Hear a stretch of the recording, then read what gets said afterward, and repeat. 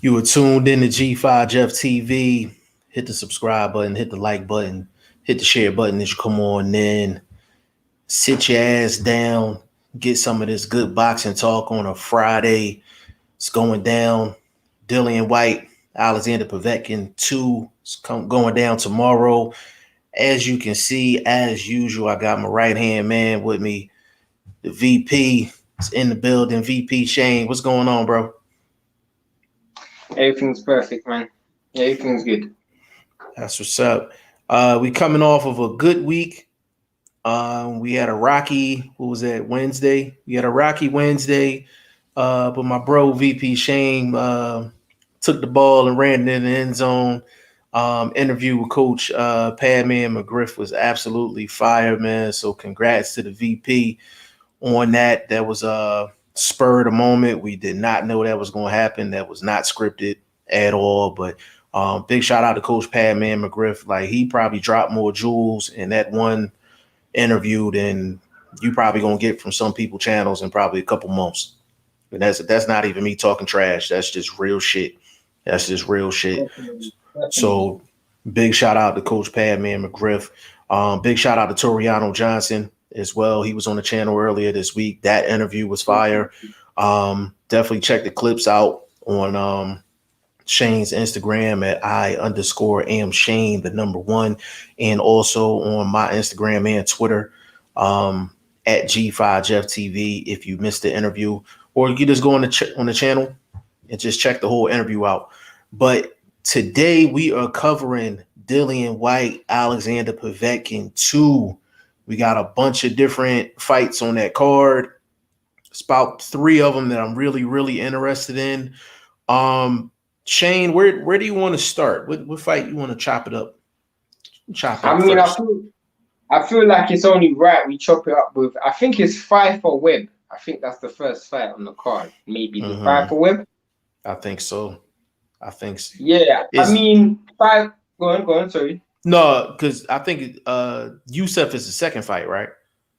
Yeah, Youssef. Who's Youssef fighting? Youssef is fighting. Who is Youssef fighting? Kane. He fighting Kane Baker. Okay, he's an obscure name, but to be fair, look, most of I think all but Ted Cheeseman and Metcalf are all fighters you are signed to Dillian Whyte. So yeah, let's. This is a Dillian Whyte special. Yeah. You know, Pfeiffer versus Webb, I don't feel like there's much to talk about, but it is an interesting fight because Pfeiffer's got a vast amateur background. I don't know if this might be even news to Jeff because he fought Tony Yoka in the amateurs, he's fought Usyk in the amateurs, Hrgovic in the amateurs, so he's been around the block. I didn't know he fought Yoka. I knew he fought Usyk. I didn't know he fought Yoka though. Yeah, he fought Yoka in the amateurs as well. So obviously, he's not a British fighter. He's European. And he's about to take on a British prospect. Well, not even a prospect, a British guy. He's been around the gyms. He's been around the wars. He's most known for his fight with Dave Allen. Nick Webb. Nick Webb is he was a highly touted fighter. I feel like it's a good name for Pfeiffer to have. He probably get a good experience from it. I feel like he's in that fight more for the experience than anything, because obviously Webb will give him a good fight, and for the entire career, he's basically been rolling fighters off. So it's good to get someone in the game. Yeah, and Webb is one of those guys. If you come into a fight with him and you like kind of off your game, like you gonna have a rough night at the office. You know, it's not gonna be no smooth night. So but it's definitely good to get that experience on that big of a stage and come out with a W. But yeah, like hopefully Webb is on top of his game, which is gonna make a good fight. Interesting fight. Make it an entertaining fight, and the entertaining fight usually turns out to be an interesting fight.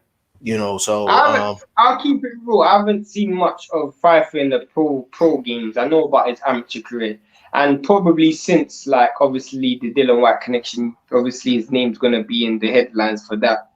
But in terms of him on the pros, this would be the first time I watch him live, and the first time I watch him with a microscope, just to like prying through the details.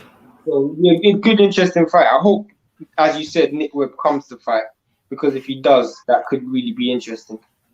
Yeah, and this would be the first time I had the lab coat and the lens on as well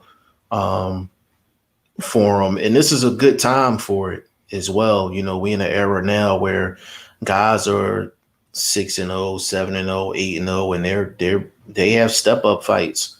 They're having step up fights on big cards. So we're in a new, I wouldn't say a new day and time. What I will say is that there are more fighters doing it now than they have in the past. You know what I'm saying? What you've seen is the success of people like Usyk, Lomachenko, Volzik, Beterbiev, where in the sense, even Dmitry Bivol, for example, Shakur too. Shakur Stevenson, having a vast amateur career is more important, or not even more important, but it makes it easier for you to go through the pros. And what we've seen in the past, I guess in yesteryear, like 90s, 80s, you'd have had guys with with a decent amount of amateur fights, but because of lack of money, lack of funds, they have to turn pro pretty early and learn their way while they're going through their journey. Where you got guys having 300, 400 amateur fights, when they turn professional, they don't need to do much learning and much adjusting. It's just 2, 3, 4 fights, and then they're ready for the big time. Yeah. So it's just 2 different styles coming to the surface. And you know what? That's a great point. And I think as boxing fans, even if a young guy is taking a step up fight and they lose, I think we have to, we have to be respectful of the fact that they were willing to test themselves. And I know one name that we talk about all the time is Josh Kelly. And, it's so many flaws in his game. The one thing that I do respect about guys like him is that he's actually taken the fights that he's probably not ready for. So it's like you have a question of whether is it bad matchmaking, or do you salute the guy for taking, for challenging himself? And that's kind of where the line in the sand is drawn. When a young guy has a couple of fights and then they have that step up fight, if they have difficulty, I just want for us as fans to understand what's going on and continue to follow that fighter even if they lose. You understand what I'm saying? Because I think a lot of fighters, when they take one loss, or even if they have a difficult fight or a controversial fight and they still win, people just stop rocking with them. Like, you know what I mean? And I don't agree with it, because I'm like, some guys evolve later than others. And sometimes guys, it takes certain fights or certain fighters to bring the best out of them. I just hate when fans actually just throw guys by the wayside, but then in the next breath, you also have to understand this. Some fighters, like, especially at the heavier weights, which this fight's going to be at heavyweight, you got to understand that one punch changes a lot of things. So do you remember when Efe Ajegba, he was seen as a highly touted prospect? He's at a weight class where the margin for error isn't that big. So he made one mistake and he paid the price for that. Other weight classes, people can afford to make mistakes and get away with it. Yeah, you get hit with a clean shot, but you're still standing. Whereas obviously he ended up paying the price. So you got to bear that in mind. Everything comes with context. In the heavier divisions, the margin for error is small. And Pfeiffer probably has to keep that in mind when he's fighting. Stay ready in the building. What's good? Big shout out to the big bro. Stay Ready Boxing. Stay Ready. Are you going to the Canelo fight? I'm pretty sure he is. They sold like 40,000 tickets, like pre-sale. It's crazy. Like, it's crazy. But I mean, Texas, where is that? I mean, they fully open. So I mean, that's where most of these big fights are gonna be. Not getting too much off topic, but Efe Ajegba, I haven't seen a guy like stock drop so much in such a shorter time frame. like between his last fight and the fight before that when he got dropped, even though he was dominating the fight, his stock then went down crazy. You know what I mean? He said, I don't know yet. I might. Yeah. Yeah, his stock. Have you seen a young a prospect stock drop that much and they didn't lose? I mean, David Price when he lost to Tony Thompson. And haven't lost. You seen a guy stock? Yeah, you seen a guy stock drop that much and haven't lost? That's a good question. Bro, Shane, when I mentioned F.A. Ajagba to people, they turn their face like I tried to offer them like bean sprouts or something. Like, you know what I'm saying? Like, it's crazy.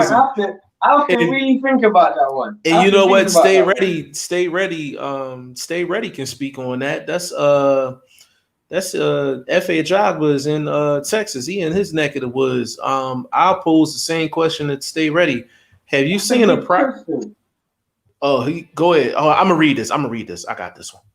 Stay ready. No, it's good. It's good. He said his stock dropped because of him leaving his coach and the way he looked in his last fight without him. We got to see how he continues to look. Yeah, that's what I was saying. Stay ready. Like after his last fight and the fight before that when he got dropped,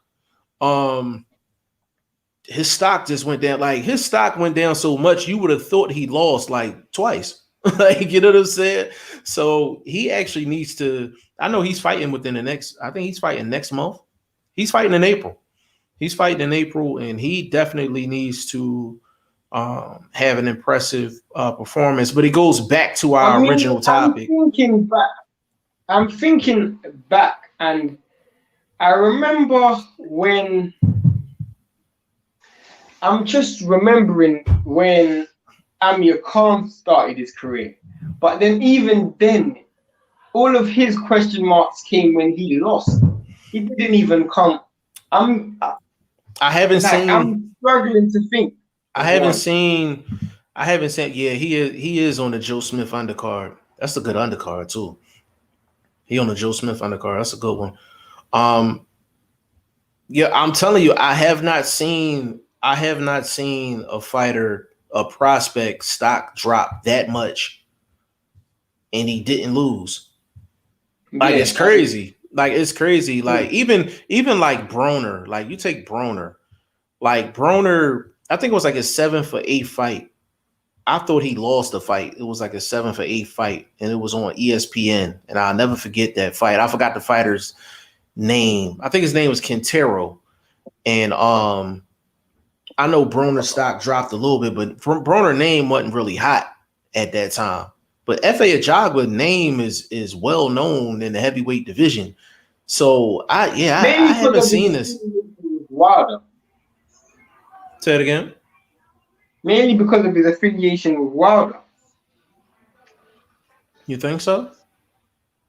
Well, he has the same promotional company, so that's why his name was quite hot at this one time.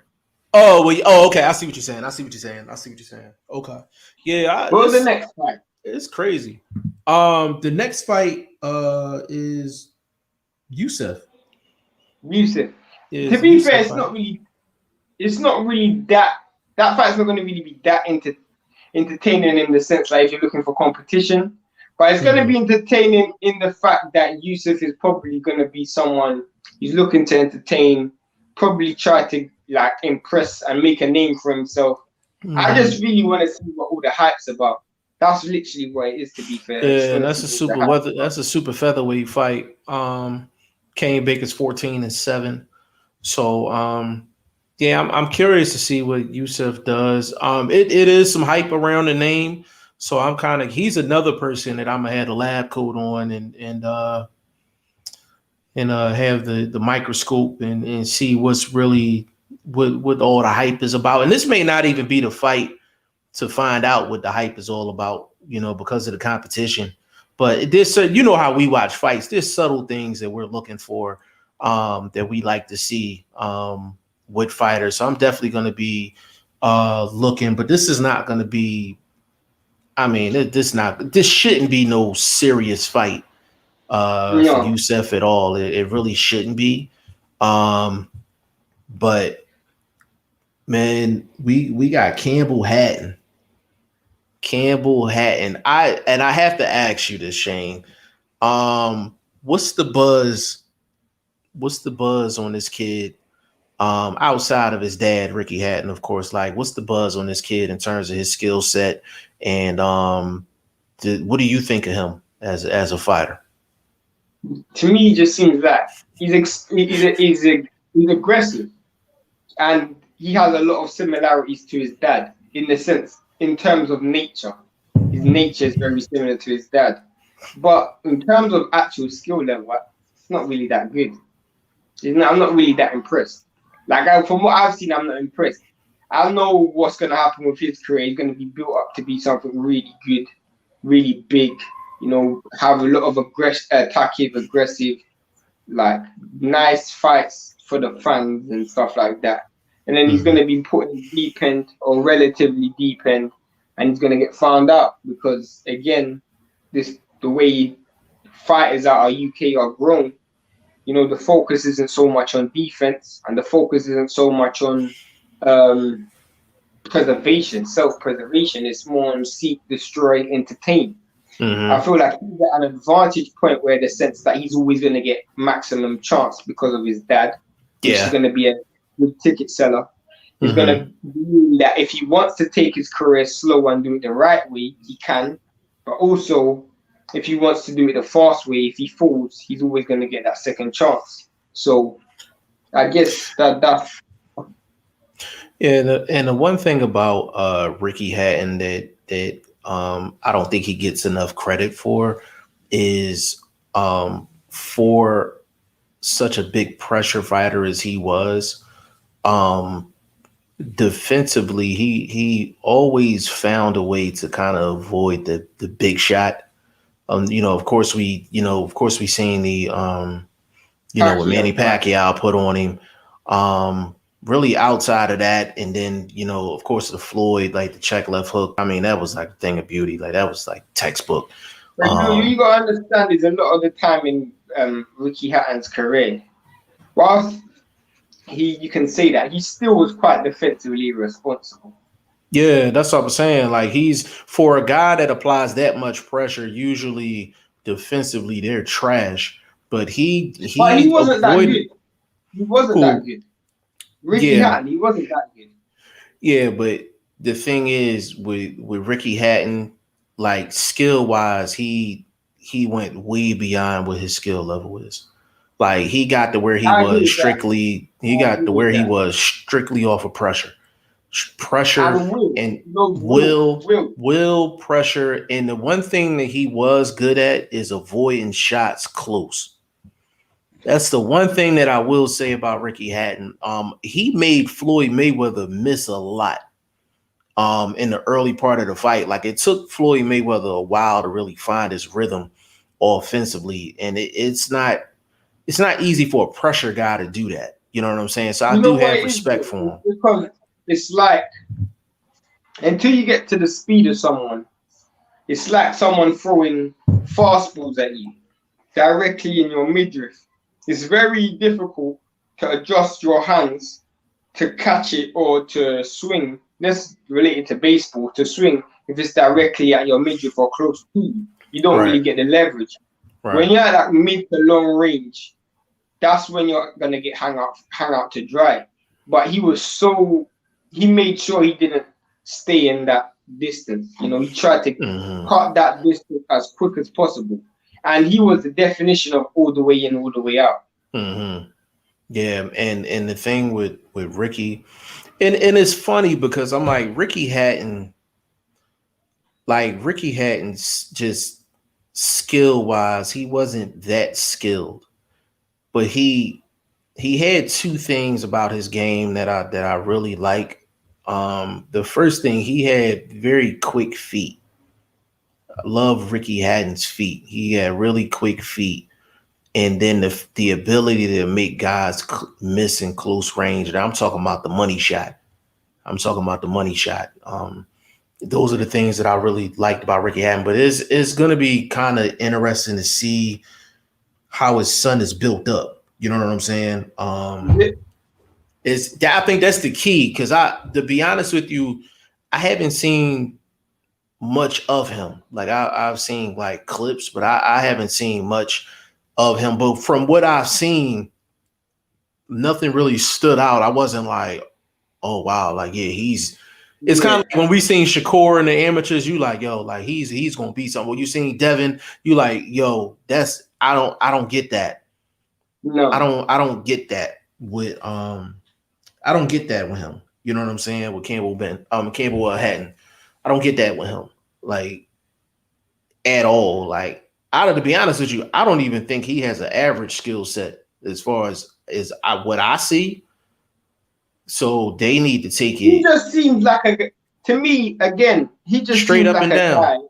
Just like straight up and down. Well, you gotta understand, a lot of these British prospects, they're just when you're the best of a bad bunch, you think you're the best.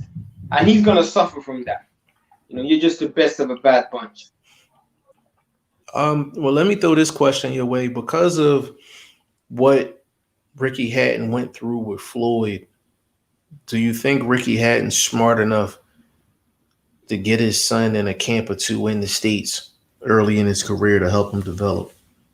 No, because he does have affiliations with a lot of guys in the States, like Freddie Roach, and now Andy Lee's out of the Crunk gym, and we know how close Andy Lee and Ricky Hatton are.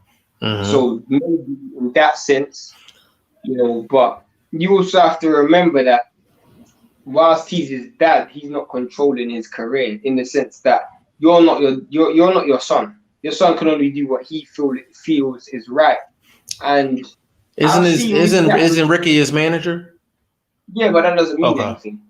That to me, that doesn't mean anything, because his son got to understand the importance and the reason for why he's going to the States, or why he will go to Mexico to train. He's got to understand the reasons for why. And that's the thing. Well, if anybody can explain it to him, it will be his dad, though. And you are right in terms of him. Go ahead. But I was going to say, but his dad can say all he wants. But to me, I don't know, because from what I see with Ricky Hatton just seems like a guy who knows a lot of trainers. And obviously with his connections in the sport, he will. You know, and I don't know if Ricky Hatton knew what was best for him. So I don't know if he's going to know what's best for his son. But Ricky Hatton was a brave guy, because he was one of the guys who did employ foreign coaches. He employed Floyd Senior. So he does train with guys abroad. He did spar with guys in America as well. He did go abroad near the back end of his career. So maybe you do have a point. Maybe you do have a point. The reason I even asked that question is because I think Ricky Hatton realized it was a whole different ball game once he started coming over here. And with him being older and kind of just being, you could almost say like a historian in terms of just boxing, just as long as he's been in the sport, I would like to think that he knows that if he gets his son in the States. Jeff, what you got to understand is a lot of fighters, and I'll keep it real, a lot of fighters don't love boxing outside of themselves. When I mean they don't love boxing, they might like certain fighters, but they don't love boxing like us. They've been through the sport. So we're boxing fans. So stuff where we're going to notice things in America and notice things in England and stuff like that, they're going to notice things within their circle, because they're boxing guys who've been in the sport for so long. We're people we follow all forms of boxing with no affiliation with anyone. And I feel like you got to understand that a lot of these guys, I can't see Ricky and staying up at 5 o'clock in the morning to watch a Robert Easter fight. Or I can't see him staying up and to watch a Angelo Leo fight. Do you see my point? So he won't see the finer details that America brings. He won't be able to see that. he won't be looking at the likes of Buddy McGirt and what Buddy McGirt does, or what's it called? What other trainer? Derek James is doing, or Rozier. You see my point? I doubt he'll be doing that, because if he is, what he will be looking at, he'll be looking at people that he does know, like Floyd Senior, Floyd Mayweather, you know, the Crunk Gym. And not saying that those guys are bad, but he's just gonna keep it within his circle. Like, he's not watching the Abel Sanchez and what Abel Sanchez is doing, or Jonathan Banks. That's my point. These guys aren't like, they have, whilst they're boxing fans, they also have affiliation with people, you know, and there's always going to be a conflict of interest. If you work in a Crunk Gym, why would I suggest you to work with someone like Mark Ramsey in Canada? You see my point? You will never hear a trainer who works in a gym say, you know what, I don't want you to work with me, I want you to work with this guy because he's going to improve you more. You'll never hear that. And for the people that's listening and you wondering why I asked that question, Shane and I say all the time when it comes down to UK fighters that in the UK they might be the man, but when they come to the States, they're just another guy. And they realize that in the States is a whole different ball game. And we feel like for a lot of these UK fighters, they need to come over to the States, even if it's for a camp, even if it's for one camp for a couple of weeks, just for them to get a taste of how different it is over here in the States versus the UK. And it's no disrespect to the UK. Like, it's no disrespect to the UK. It's just two different, it's two different landscapes. Two different landscapes. And again, the caliber of coaches in America is just, to me, just better. And it's proof in the pudding. You know, you got guys that actually break fighters down from scratch and build them back up again. You know, a lot of these guys, and I said this to Coach Padman, I said a lot of guys get fighters and they make the fighters fight their style instead of creating a style that fits the fighter. You know, you see that a lot. Custom made. Yeah. You know, you look at the guys who come out Adam Booth's gym, a lot of those guys fight similar. Guys who come out McGuigan's gym, a lot of those guys fight similar. You know, and let me say this real quick, Shane. The reason why they have them fight similar is because it takes a lot of time and effort to customize an actual game plan or fighting style for a specific fighter. So when those guys are actually having all their guys fight the same way, they're actually taking the easy way out. And I'm like, and as a trainer, you don't have a one size fits all style. Like, that's not how boxing works. You're not supposed to. You know, I look at the likes of, who can I say a good example in the States? Abel Sanchez, for example. You know, you look at Abel Sanchez and how he's one of the fathers of the Mexican style and how he teaches Mexican boxing. Him and Rob, what's that kid's name? Mikey Garcia's dad. Robert Garcia. Yeah. Look at the way they train fighters and how they train fighters to have that Mexican style. But if you look at how they train other fighters, I feel like for example, Abel Sanchez. If Abel Sanchez was to coach someone like Terence Crawford, he's not going to teach Terence Crawford that Mexican style. He's going to teach him something different.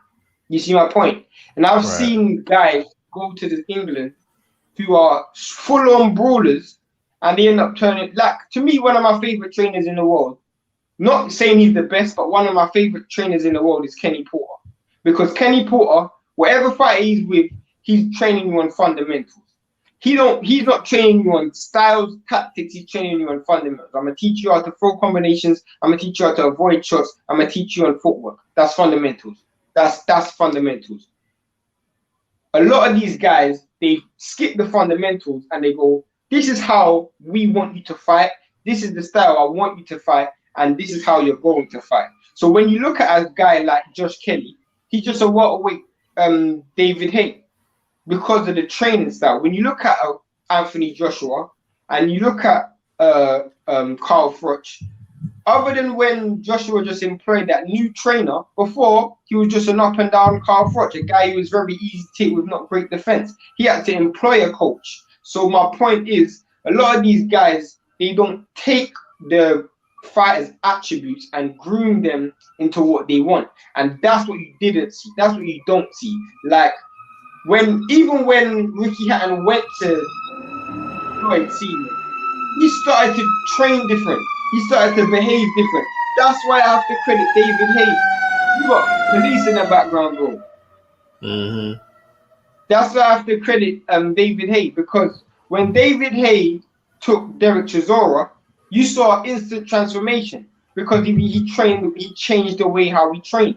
And I could see that transformation. Whether you say he got better or worse, but I can see a transformation. Not a lot of guys I'm seeing transformations. I'm just seeing them just fit a certain style. But yeah, we can get to the next fight. I don't want to take up too much. No, I want to actually add on to that. To add on to what you said, a lot of times what happens is these trainers don't even have enough time to actually figure out a guy's strengths and weaknesses so they can customize a style for him. And what was the score? Who won the fight? Who won the fight? Well, I didn't even watch it. Who won the fight? I'm gonna watch it after. Yeah, that's a good question. I don't know. I didn't watch the Zach Parker fight. I didn't even watch it. I should have watched. I forgot because of the Friday and Thursday fights. Yeah, I literally just completely forgot. Hey, Will, if you find out the result, don't even tell us. Because I would have watched it. Yeah, don't even tell us. I want to watch it. But big shout out to Will Stokes.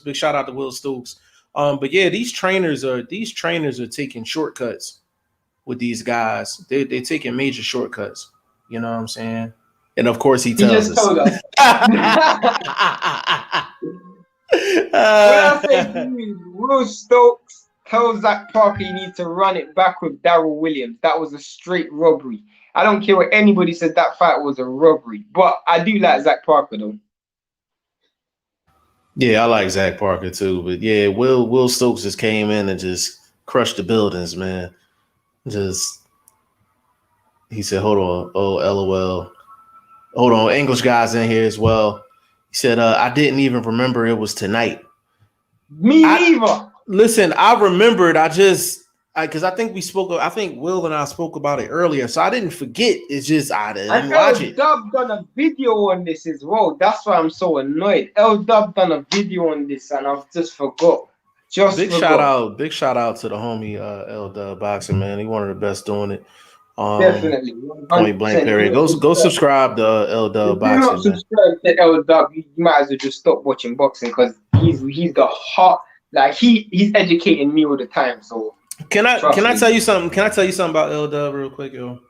Little 2-minute story, then we keep it moving. He sent me a link, right? He sent me a link for a live that he was on, and I forgot the name of the guy. And they were talking about a very casual topic. They was talking about a very casual topic, and I could see L-Dub's face. He just had this look like, yo, like, why am I here, yo? Like, we're not talking real boxing. Like, this is, like, I think they were talking about, if I'm not mistaken, I think they might have been talking about Canelo and clenbuterol. And you can see L-Dub face, like, L-Dub looked disgusted. He was just like, yo, I didn't come on here to talk about no goddamn clenbuterol. Like it was hilarious. Like because the first time I seen his face was on the show with us, and I'm like, yo, like he's like me. Like he can't hide his emotions. Like he can't hide them. Like he reminds me of myself. Like I'm relatively calm. He's relatively calm, but like if we pissed off about something, or if we happy about something, or we think something funny, like it's writ. Like we don't have no poker face. L-Dub is definitely similar to Jeff. The only thing I'll say about L-Dub is L-Dub has significantly better memory than Jeff. Jeff watches so much fights, and he will remember the fight that we're talking about. But then when we go live, he completely forgets. Like when we're on the phone on Instagram, Jeff will be breaking so much stuff down. As soon as we go live, he's like, who was I talking about again, Shane? He always forgets who he's talking about. And the thing that's crazy about that before we move forward, The thing that's crazy about that is like everything we do on this channel is off the dome. There's no script. Literally. There's no nothing. Like we go in the studio and freestyle. Like that's what we do. And it's funny because the person that has the bad memory is usually not the person that freestyles. But that's me. Like I'm like, I tried to do scripted videos and I'm like, hell no. Like I don't like the way I sound with that shit. You understand this with Jeff, yeah? Like, you know what I mean? When you hear Jeff or me, especially me, because I'm a person who do it quite a lot. But when you hear me or Jeff speak and we're just reading off certain stuff and we're kind of going on a tangent, we're doing that straight off the dome. Like we don't even most of the time we don't know the direction of the conversation. Yeah, I think DT3 the Boom Man asked me about that. Big shout out to DT3 by the way. He's like, yo, he said your video scripted or you go off the dome. I was like, man, off the dome. I was like, ever since my first video, like off the dome. I think I tried to do like 3 videos like scripted and I got rid of all 3 of them. Yeah, I deleted all 3 of them. I was like, man, screw that shit, man. I was like, that shit don't sound. That's why I can never be on TV. Like because you have to read off a script. I got to read off a script. I'm like, and I don't get it twisted. I can read well, but I don't want to read that shit. Like, you know what I'm saying? What's the next fight? Hold on, we got my bro Bruce Goals in the building. Oh wow, I didn't even see that. Salute! Bro, shout out to you. Salute to Bruce. Big shout out to Bruce Goals, man. He gave you major props too on your on the Padman interview as well. So big shout out to Bruce Goals, man, for sure. And the next fight is our good friend Fabio Wardley and Eric Molina. What's your thoughts on it? I want to see the fight. I like Wardley. I really do. I think Wardley is a good fighter. He's young. He's hungry, and he learned fighting the hard way. You know, he didn't have the amateur background or the Olympic background. He's literally trying to bite his gumshoe down and learn. I feel like the Molina fight, again, I just feel like he's just one of those guys to have on your resume. It's a nice guy to have on your resume, but I personally think that it's gonna be a pretty straightforward win.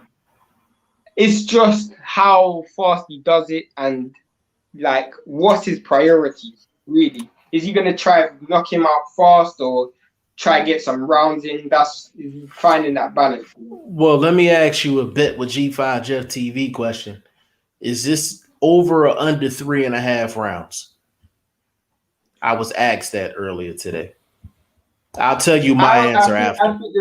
I think the safe bets is fourth round.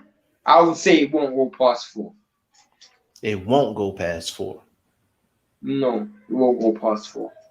I got Wardley knocking him stoppage in the 5th round. It's going 1 round further.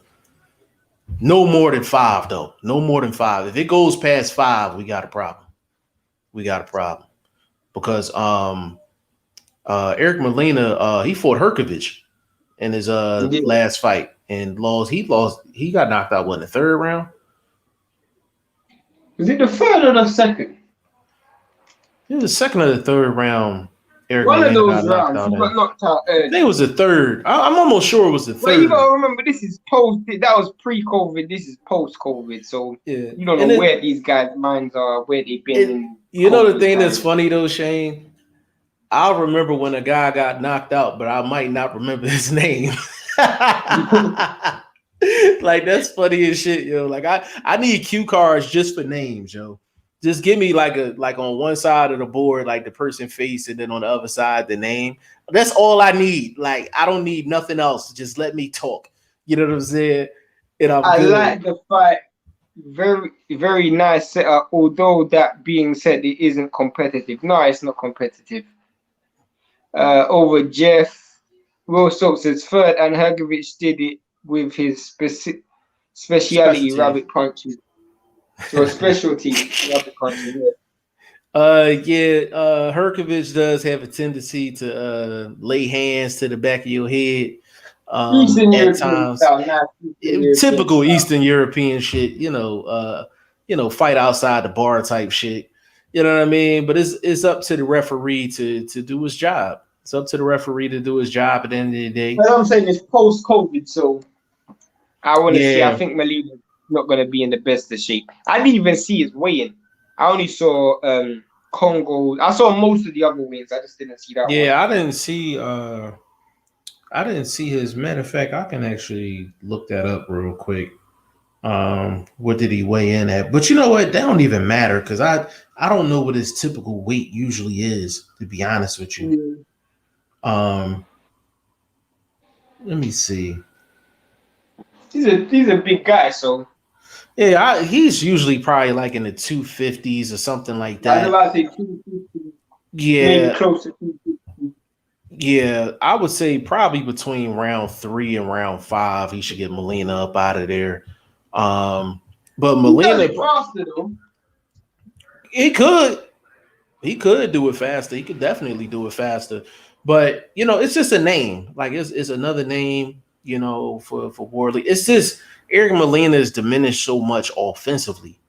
Like a couple of years ago, he was okay offensively. Now it's just like he don't really have an offensive game. So even if he's fighting okay, he's not doing anything offensively to really, make his mark.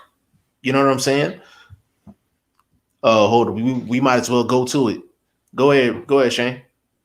I'm really looking forward to Cheeseman fight. That's a good fight. I get Cheeseman by decision. Cheeseman is my least favorite fighter in the sport. Cheeseman, Scott Fitzgerald, Anthony Fowler.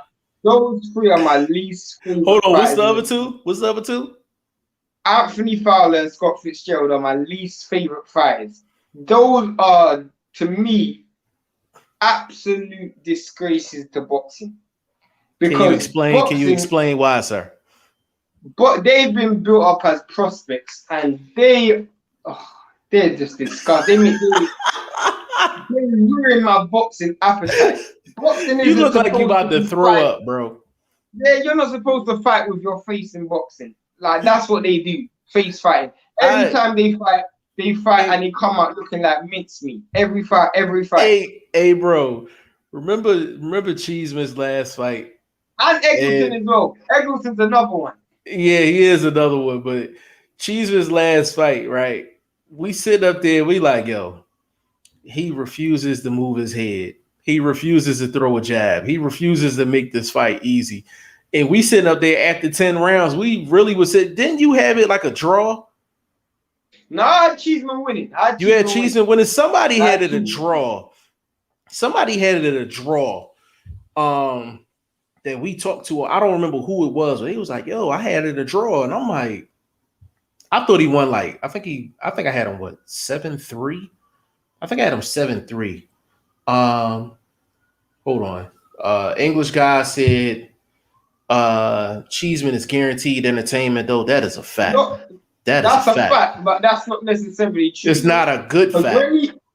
It's not a good fact, though. No, I'll tell you why it's not true.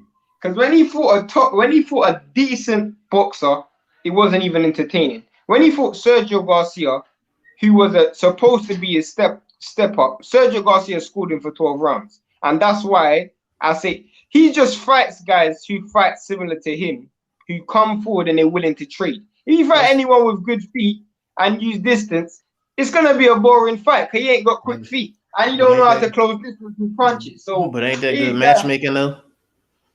Oh, yeah, 100%. It's good matchmaking, definitely. That's why when he fought Sergio Garcia, I thought, what in the hell are these guys doing? Because I knew he was going to lose. Right. And Will Stokes said, I speak to Cheeseman. I'm sorry. You can click it, Shane. He said, I speak to Cheeseman a bit. Bro, how you speak to Cheeseman and not get him on the show? Yeah, we need to get him on the show. Hey, Will, hold on. Wait a minute, Shane. Will, you can't say no shit like that and then you don't plug us in. You gotta get him on the show. I'll let you be on the show with us.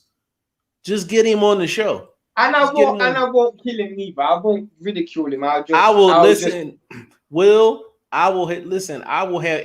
have no pregame meetings with Shane. The only thing I'll say to Shane is what the topics are. That's it. But Shane, I let Shane go. I let Shane go. Do I not let you go? Even with the Toriano Johnson fact, that interview, people thought that I didn't feel like I was being harsh. I thought I was actually being pretty, like, I just was honest. The thing is, though, I put it out there. Mike Patterson hit me up. He was just like, yo, I fuck with Shane. I respect what he said to the Toriano. He's like, Toriano did say they could fight about that after the show. And I told him, I said, yo, I said, the one thing about Shane, I said, Shane is going to speak his truth. I'm like, as time goes on,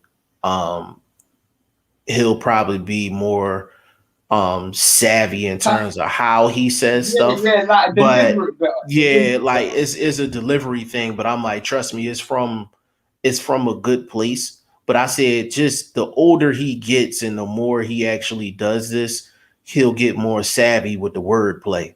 But I'm like, at the end of the day, that wasn't worse than what BoxingFirst Vlog did with Toriano. That wasn't worse than what BoxingFirst Vlog did. Yo, hold on, for the people that don't know, big shout out to BoxingFirst Vlog. That's the general, man. That's the homie. But he was actually the first one to actually interview Toriano Johnson, right? And he'll tell you, like, it was hilarious, yo. Like, that's how I knew Toriano was so cool, because that was BoxingFirst Vlog's first interview. That was his first interview. And he had his questions and all of that lined up. Yo, his first question was the Curtis Stevens knockout. That was his first. that was his first question. Why. Like, I was like, that's right. With Blunt, I have to give Blunt is the official general. I don't care. When I know Blunt's on a live, it just makes my day, because I don't know what the hell was. Like, if you don't believe me and Jeff are scripted, there's no way on God's green that Blunt is scripted. There's no way. It is so funny. It was so funny because I was, and this is behind the scenes shit that I'm telling y'all, right?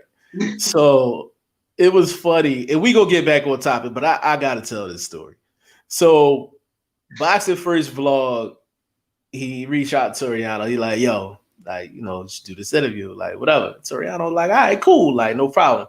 So we didn't have the StreamYard thing going on, so we had to literally do like a phone interview. So I was actually recording the interview while he was doing the interview. So I was listening to the whole thing, but I couldn't say nothing because I'm like, I was just the guy recording the video, like recording the interview. I couldn't say nothing.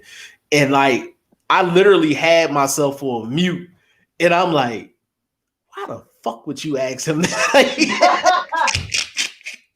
It was so fun. Like, it was so funny because and that's the one thing that I love about him. Because if that was someone else, they could have just hung up the phone. Yo, they would have hung. That's how I know. People hit me up and was like, yo, I got a lot of respect for Shane for saying what he said to Toriano. And I'm like, that was nothing compared to what BoxingFirst Vlog did. Like, I was like, yo, I am so surprised when Blunt says what he says sometimes. Yo, he was so cool. Like, Toriano was so cool, yo. Like, he was so cool. Like, he's one of the coolest guys I've ever met. Period. You know what I'm saying? But I knew Shane was gonna be okay during that interview because I was like, BoxingFirst Vlog. Like, I'm like, if you never seen us before and you watch a live, you could probably tell some of our stuff is scripted. The one thing that we can tell you is that all of our stuff is scripted. Like, there's no board meetings. There's none of that. If I talk to either one of these guys off camera, we talking marketing and promotion. We're not talking about, all right, well, we're going to do this, we're going to do that, we're going to do this, we're going to do that. We don't do that. Like, it's simply, hey, Shane, I'm going to start the show off. I'm going to ask like 2 questions, then I'm going to let you go. Or I'm going to kick the topic off. Shane, you go you give me a signal when you're done. Like, it's literally that. Like, it's no production meetings, it's no nothing. Like, so when I say G5 Jeff TV is raw and uncut, it is raw and uncut. It ain't stepped on, none of that. Like, it is raw and uncut. And Blunt, aka Blunt Bayless, aka Boxing First Vlog, is the most blunt person literally I've ever met in my life when it comes down to just boxing. I don't know what the hell is going to come out of his mouth, but that's what makes the live so special when he's on. Definitely. Because he like, yo, because remember when Stay Ready was like, yo, you gotta send me a link, yo, you gotta send me a link. When he said who he said Caleb Plant and Billy Joe was cupcakes. Yeah. But I'm like, when he's not on the show, man, it's like I still love doing the show, man. But he just takes it to a whole nother level. And one more thing before unexpected value. But let's move forward. And one more thing before we move on.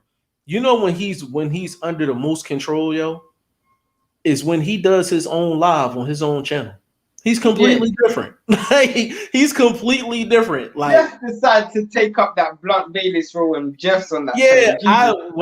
Yeah, when I go on his channel, I'm like, you know what? I'm not gonna be in typical G5 mood because I'm like, he's not gonna argue. He's not gonna say the things he usually say, and Shane is just gonna be Shane. So I'm like, all right, let me get out of character for a little bit. You know what I mean? But it was dope. It was funny because he was like, Jeff, what's going on with you? And I'm like, fool, this is exactly how you sound every show. Like, you said, you know what I mean? But we got nothing but love for Boxing First Vlog, man. I know you probably at work right now. You're probably listening, man. But hopefully you'll get back on the show real soon, bro. It's beyond boxing with us. It's family, at the end of the day. But we might as well talk about did we really get into we didn't make this prediction. We didn't even get Chiefman's achievement. Nah, we hold on. Did we get all the comments? Hold on. Will said, LOL, you think I'm gonna do that after you throwing barbs like that? Hey, Will, listen, when it come down to it, I know you want to be on the show. Will is going to have a channel probably within the next 6 months on the low, and he probably won't even tell us. He's one of them types. Yeah, he's probably going to have a channel on the low.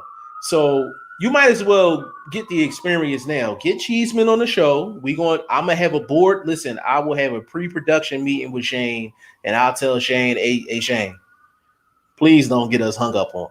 And that's all I'm gonna say to him. I'm just gonna trust Shane not to get us hung up on. You know what I'm saying? Now, Shane gonna ask about 10 questions about defense. Don't get it twisted. Of course he will.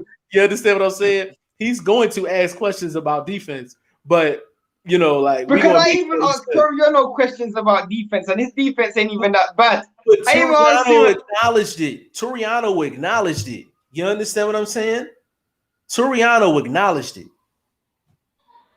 I've definitely not seen this person before. Oh, hold on. That's Fistiana.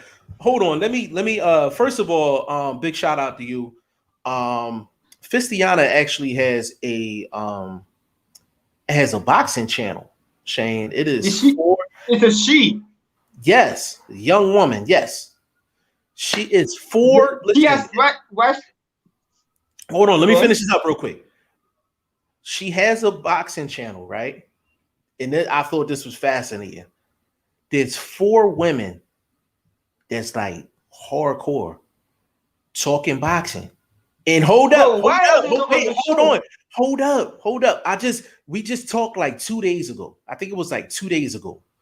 And then after the boxing, they get to talking about women stuff.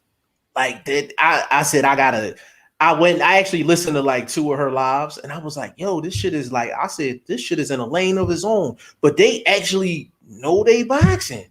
And I told her, I said, it need to be more female boxing fans. So I gave it an invite, man. I told her she can come on anytime. I will tell you this, Cristiano, all respect you. I love that you're in the comments and stuff. Thank you very much. I've said this so much. We want so much diversity. Like, we've had guys from Eastern Europe on the live. Canada, England, Mexico, not Mexico, but East Coast, West Coast, but we haven't had a woman. So we need a woman on this channel. Listen, bro. You know we think the same. You can pick the topic. You can pick the topic as well. By the way, I told Fistian, I said, listen, I'm like, yo, you are a rare breed. You are a rare breed. I'm like, we need more women in the sport of boxing just speaking their mind. Period. And I immediately said, hey, if you want to come on and talk some boxing, you got the invite. So we are putting all What's the name of the channel? What's the name of the channel? I think it's called The Liquor. Hold on. Cristiano, put the correct name in the channel, and then when you do the comments, I was literally watching it earlier today. Hold on a second, bro. I think it's called The Liquor Spot. Which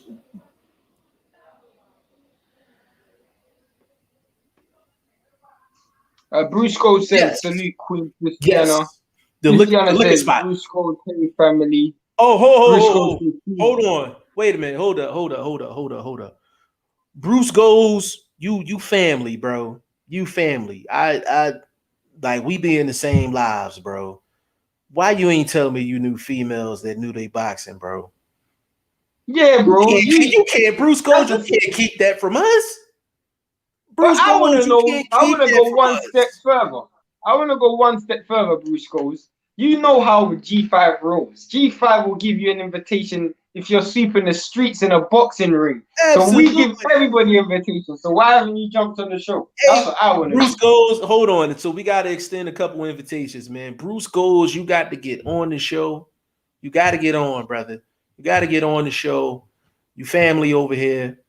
Fistiana, listen, I don't care when it is. It could be 2-3 o'clock in the morning. You can hit me up like, yo, I want to go live. I'm going live. That's how rare we see women in the game that actually is on they shit. Like you see her, the name of her joint, The Liquor Spot, which is a dope ass name. That's a dope ass name. But Shane, go look at her YouTube. Like, bro, you know I'm gonna do that. You know I'm gonna do that. You know just yo, bro. Like I'm sitting up here, I'm like, yo, like they really talking that shit. I was like, they really talking that talk. And it's 4 of them. It's 4 of them, bro. It's not just one, it's 4 of them. Bro, I'm gonna go watch it, bro. Don't ruin no surprises. Yo, I ain't gonna ruin those surprises. Brusco says she's a beautiful woman. I hope so. I mean, I guess so. What did he say? Fistiana says, oh, thank you. Unrivaled Boxing says this main event tomorrow will be lit. We'll get to that when Jeff decides. Big shout out to Unrivaled Boxing Talk as well. Big shout out to you. He's very good. And the reason how I know Unrivaled Boxing is a good is a good guy, and I know he knows about boxing is because he's on L Dub's channel. And I'm telling you, if you're on L Dub channel, you have to know about boxing. Absolutely. You can't be on L Dub channel when you want some bullshit. So big shout out to Unrivaled Boxing Talk. Cristiana says that's the name of the channel. Okay, dope. Bruce Scholes said, smiley face, that's funny. And Fistiana says, I will definitely come and trust me. That's what I'm talking about. That's what I'm listening. You can pick the topic. I don't give a damn. You can pick the topic, whatever, whenever you got the open invitation. That'll be legendary, bro.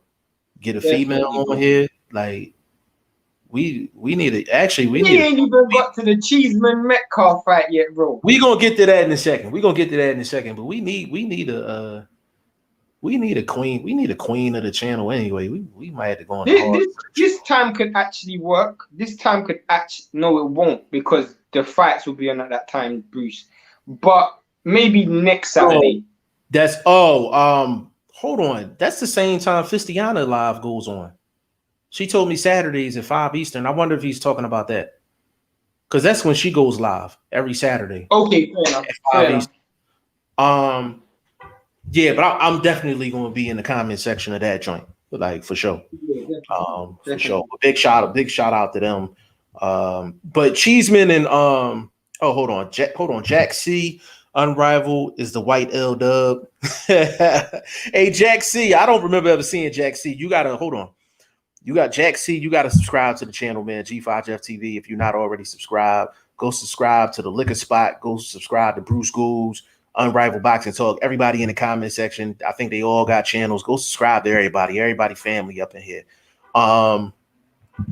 Fistiana said we appreciate it. No problem. Unrivaled as well. This is to Unrivaled. I'm giving out invitations all day. I'm just giving out invitations. Unrivaled, you need to jump on the You know what? And the thing is, bro, and the reason why Unrivaled Boxing Talk hasn't been on the show is completely my fault because I've been on his. Yeah, that's completely my fault. But yeah, everybody getting the invitation. Everybody getting the invitation, like for sure. Yeah, that's what I was saying. That's the Liquor Spot time the she goes. Yeah. But let's get the Cheeseman and Metcalf. So now, what I was saying about that fight is we know what Cheeseman brings every time. He's gonna come forward face fighting. But to me, I haven't seen enough of Metcalf. I've seen enough. I mean, I haven't seen Metcalf show me that he can deal with someone of that pressure and keep the distance. And I haven't seen someone trade with Cheeseman and get off better. Cheeseman's got 2 losses in his career. One was against Sergio Garcia, who's a very good long-range fighter. And then he fought Scott Fitzgerald, which I thought he won that fight. So when you're looking at the likes of Cheeseman and Metcalf, I feel like it's going to be very difficult for Metcalf to establish the distance. So he's gonna have to make a decision. Either you're gonna have to go and trade with him, or you're gonna have to keep it long. And if whatever decision, I don't think he's gonna do it good enough to beat Cheeseman. As much as I think Cheeseman's limited, he's got a very, very good chin, very good willpower, and he got a very good engine, and he's gonna keep throwing. And if a guy's gonna land more punches than you, it's very difficult to win a fight. You know the thing that's crazy, bro? I don't disagree with anything you said, and I'm still picking Metcalf. I'm still picking him. I'm still picking him because I just feel like, you know, I feel like it's time for Cheeseman to take a L. Like, I wouldn't put no bread on that. So Scott Lang, if you're listening, please do not put no bread on Cheeseman and Metcalf. But yeah, I just think Cheeseman's gonna take a L. But I agree with everything you said.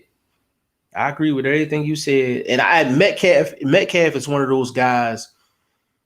I feel like they should have put him in against somebody that has somewhat of a similar style right before this fight. Like, he hasn't fought anybody even close to a Cheeseman. Like, not even close.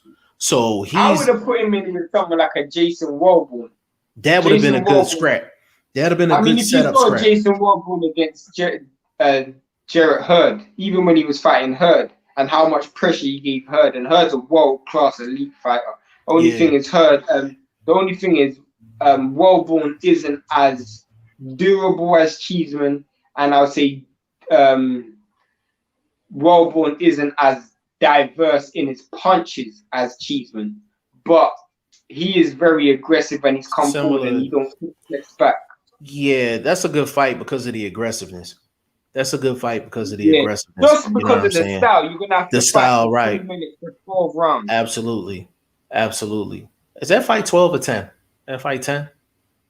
Well, whilst we're saying that, I'm just disappointed that Chris Kongo's fight was 10 and not 12. I was getting ready to tell you, I seen your prediction earlier and I was just like, bro, they only going 10.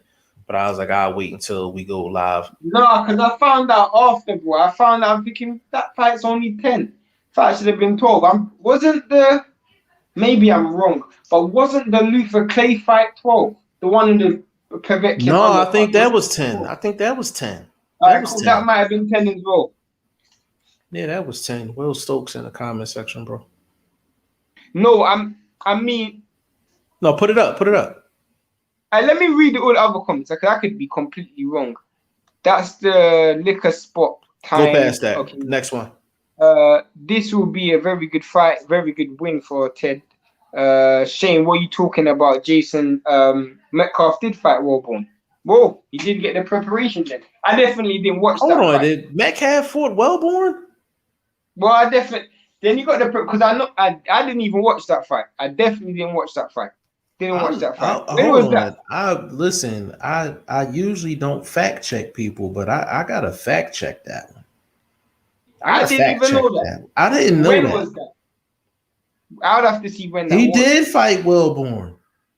When was that? June 15th, 2019. And he got a TKO too. Who? Metcalf got a TKO over Wellborn. Yeah, I'm definitely going Metcalf now, bro. I'm definitely going Metcalf. I didn't even know that. First of all, know that. Hold on, before we continue, Will Stokes, thank you for the information. And for the people that's listening, that just goes to show that we're not naive enough, or arrogant just guys that are arrogant and feel like we know everything and all of that. You seen Will Stokes just drop some facts on us, and yeah, I'm doubling down on my joint. Like, he got Wellborn up out of there.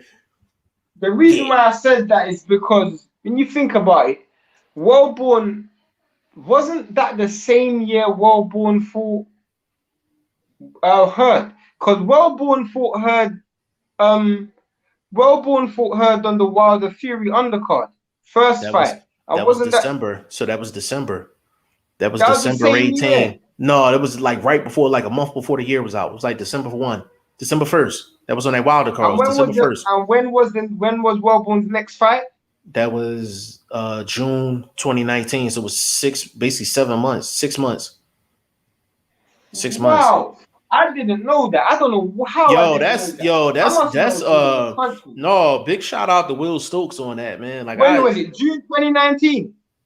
Yeah, June 2019. I wasn't in the country. That's my excuse. I know for a fact I was in the country in June 2019. I know I was in the country because I ain't left the country, so I don't have no excuse.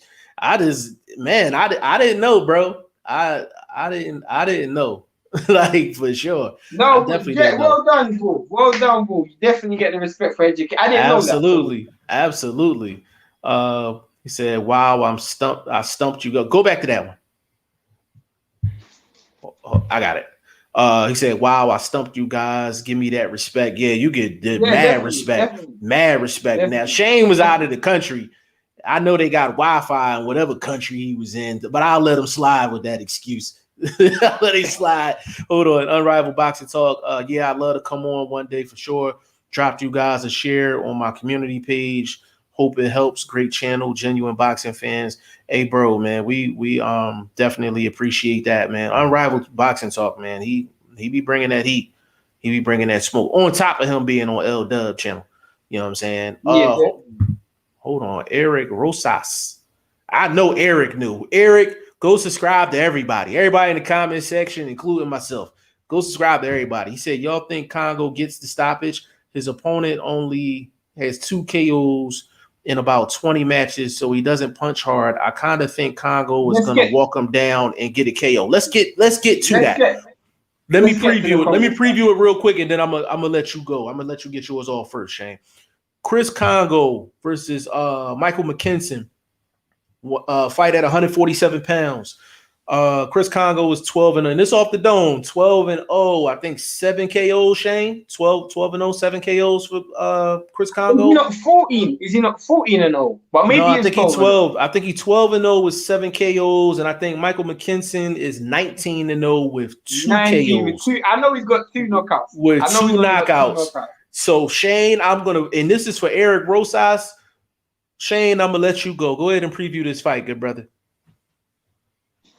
This is, in my opinion, the best prospect in the country.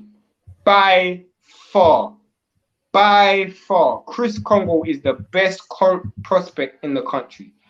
To me, there's nobody touching him in terms of just raw boxing skills. Nobody touching Chris Kongo. Nobody.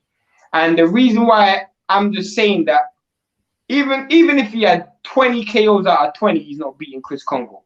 But the fact that he has 2 KOs, that means Chris Kongo, someone who's got decent punching power. And what you got to understand is the reason why Chris Kongo has a little bit of knockouts, or only 7 out of 12, is because a lot of those fights that he's had have only gone 4 rounds. he's in the early part of his career, he was only going 4 rounds. He's a fighter that likes to wear a fighter down, then get the stoppage.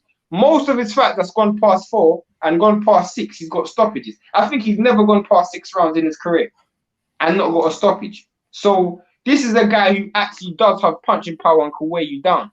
When you don't have that punching power to make Kongo scared or wary of you, you're literally just trying to outbox Kongo.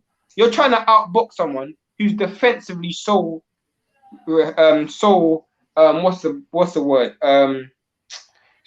defensively so responsible. That's the word I was looking for. He's so defensively responsible. He doesn't leave his chin in the air, always keeping that high guard, and he walks you down with a long, stiff jab. And what you got to remember is this guy's 6 foot, and he uses all of that 6 feet.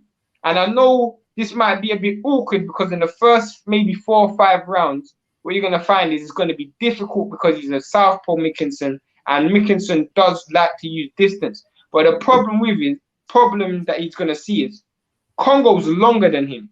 So while he might lead with a jab, Kongo does a lot of feinting. He does a lot of feinting.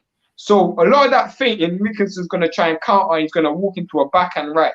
And then McKinson's going to have to make adjustments. In fights what's close, the styles are quite awkward, the person who makes the best adjustments win. And this is why I say Kongo's the best prospect in the country. He can fight front foot, back foot. He can fight close range, mid range. He can fight long range. He's got a good inside game, good outside game, good chin, good head movement, good punch rate and good power, good punch speed, and he varies his punch speed. Very good feints, and he also pivots on that front foot. When you got someone that with so many ingredients in this pot, it's so difficult to beat someone like that. Trust me, I'm telling you this now. There's nobody in Britain that has a bit that I rate higher than Chris Kongo. Nobody. In terms of prospects, nobody. You got any more you want to get off? Because I want to kind of go on a little tangent. No, not at all. Okay. So Eric, well, obviously Eric and Unrivaled Boxing Talk know each other. So Unrivaled Boxing Talk, we salute you for sharing the link, bro. I'm gonna get through these comments before I go. Will Stokes, big up Unrivaled, appreciate you, bro. I like the channel. See, Will Stokes, we circulating, bro. We circulating. Everybody rocking with everybody. You know what I'm saying? Okay, I was correct. 12-0, 7 KOs. Eric, just getting some perspectives on the fights. Got to get some wagers in. Oh, I got you in a moment, bro. Wagers is what we do. Like, that's what we do. Yeah, Unrivaled Talk, Boxing Talk, you know Will. Like, okay. Gerald McClellan, Unrivaled, sent me just sub. Appreciate you, bro. Appreciate you. Yeah, we Thank you, appreciate Unrivaled, you. as well. Yeah, that's love. That's love right there. That's definitely love. It's an interesting name, said Gerald McClellan. You know, that's a legend. You know what I'm saying? But Will Stokes, I want to answer this, by the way. You want to answer? I'll let you answer. I'm gonna read it. I'll let you answer it, and then I'm gonna go. Will Stokes said, Shane, you do know that other than Clay, Kongo is literally only boxed big men, right? Like, no, you meant big men, guys who like trash truck drivers. Oh, bin men. Oh, we'll say like trash truck juice. We understand that. He said, like, don't get too far ahead of yourself with him yet. LOL. Well, let me, Shane. I want you to go first. Then I'm gonna answer after that. And Will Stokes, we still expect for you to get Cheeseman on the show after we get on you for this. Go. But what you got to understand is, and this is what Will does. Will is part of this. He likes to jump on, like, he's a very patriotic person. He likes his British fighters. But what you got to do is you got to remove yourself and just use eye test. You have to use the eye test. And what does a fighter show you? I don't look at, when a fighter fights lower level opposition, I want to know that they got the fundamentals right. And he has the fundamentals right. But I'm glad you brought up the Clay fight, because after 2 years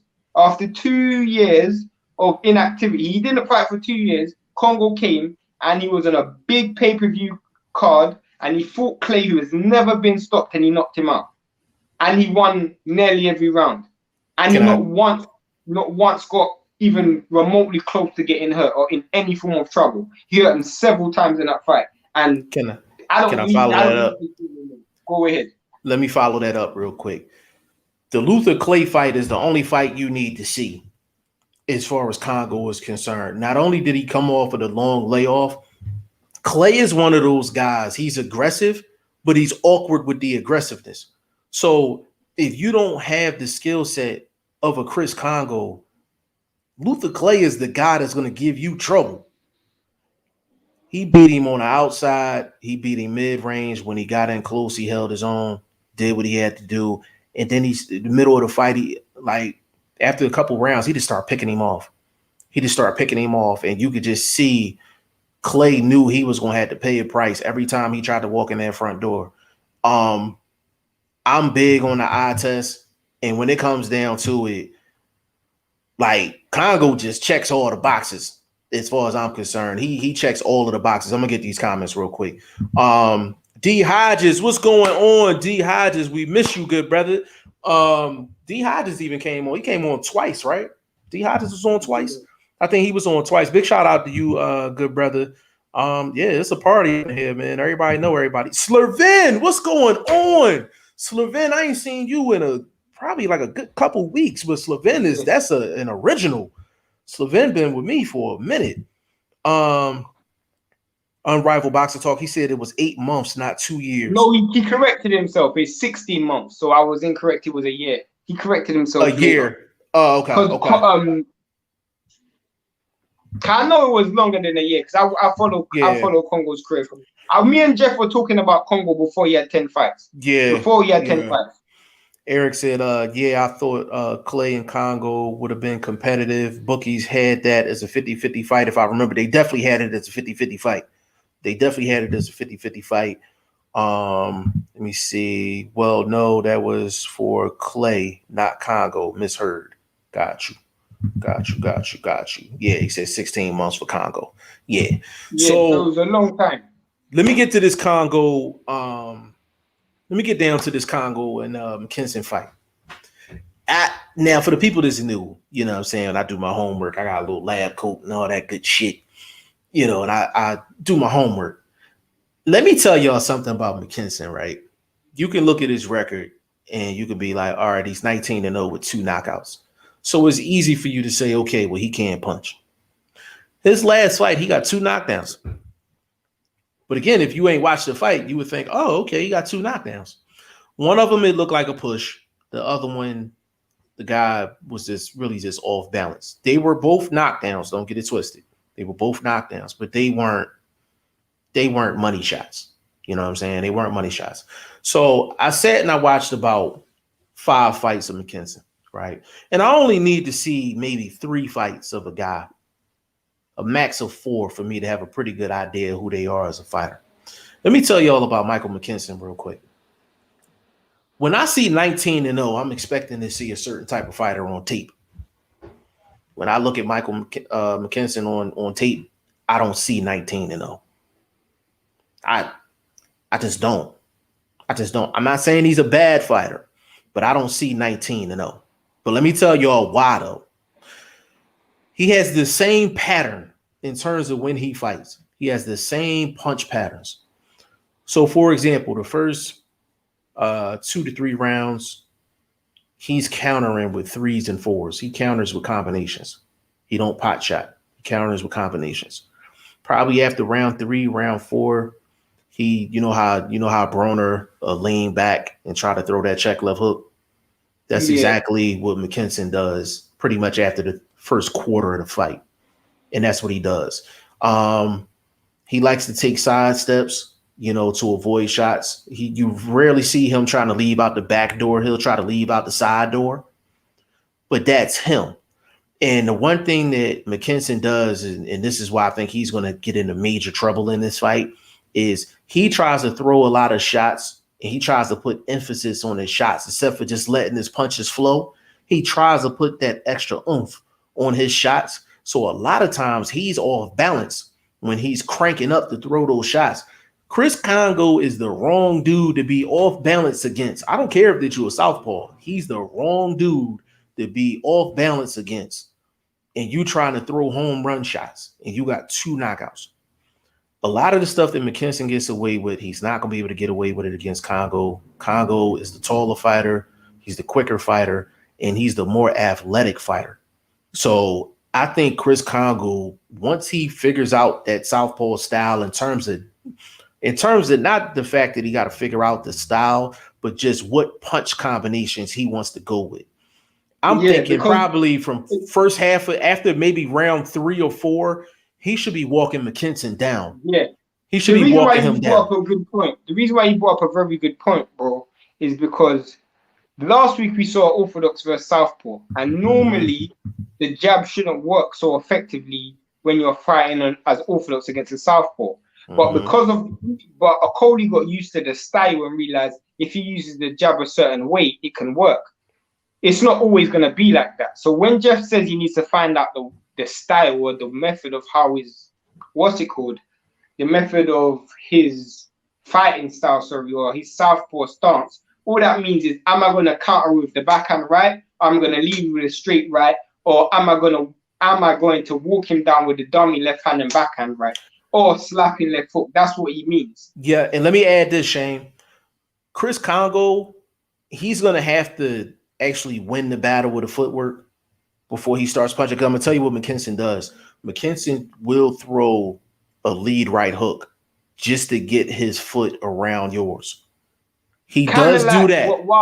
What Wilder did against Luis Ortiz in the first fight. Yes, he'll throw a kind of like a dummy right hook just to get the foot positioning that he wants, and then he'll try to go to work. So Kongo is going to have to win the battle with the footwork before he starts letting go as far as his shots. That's a definite.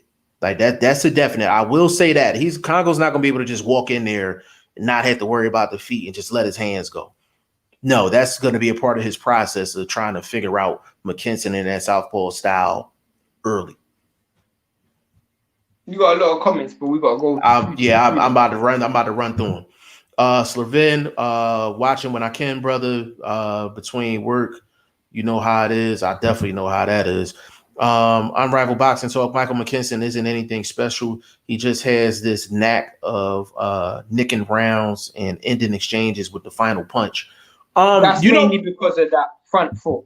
Because of that front foot position. Yeah, his front foot positioning is the reason why he always gets off last. Because if you notice Unrivaled Boxing Talk, what he does, he'll get that last shot off, and it's always a kind of like a shoving shot, like it's a push shot. And it's just to get him out the side door. It ain't even nothing crazy. It's just a shot to get him out the side door. To push it away, just so he can pivot off just so he can pivot and get his space and make the guy reset. But you're right though. Will Stokes, if you want to see the pinnacle of a 19-0 fighter, you have to watch Christopher Lovejoy, the poster boy of this generation of boxing. And I know Unrivaled will back me on this. No, I'm not going to disagree with that. I'm not going to disagree with that. But Will, for the people that don't know who you're talking about, I want for you to elaborate on that. I know. I wouldn't. Again, Chris Lovejoy. I wouldn't say he was a. In fact, let me read. Did he say he's a poster boy of this generation? I wouldn't have said that, but. That's why I said I want for him to elaborate, because I have a feeling I know what he's talking about. Because I don't think he's talking. I don't think he's talking about what you think he's talking about. Yeah, Will Stokes elaborate. Will Stokes elaborate on that, and we'll jump on that. He said Kongo stops him in round 9. I think. You know what, bro?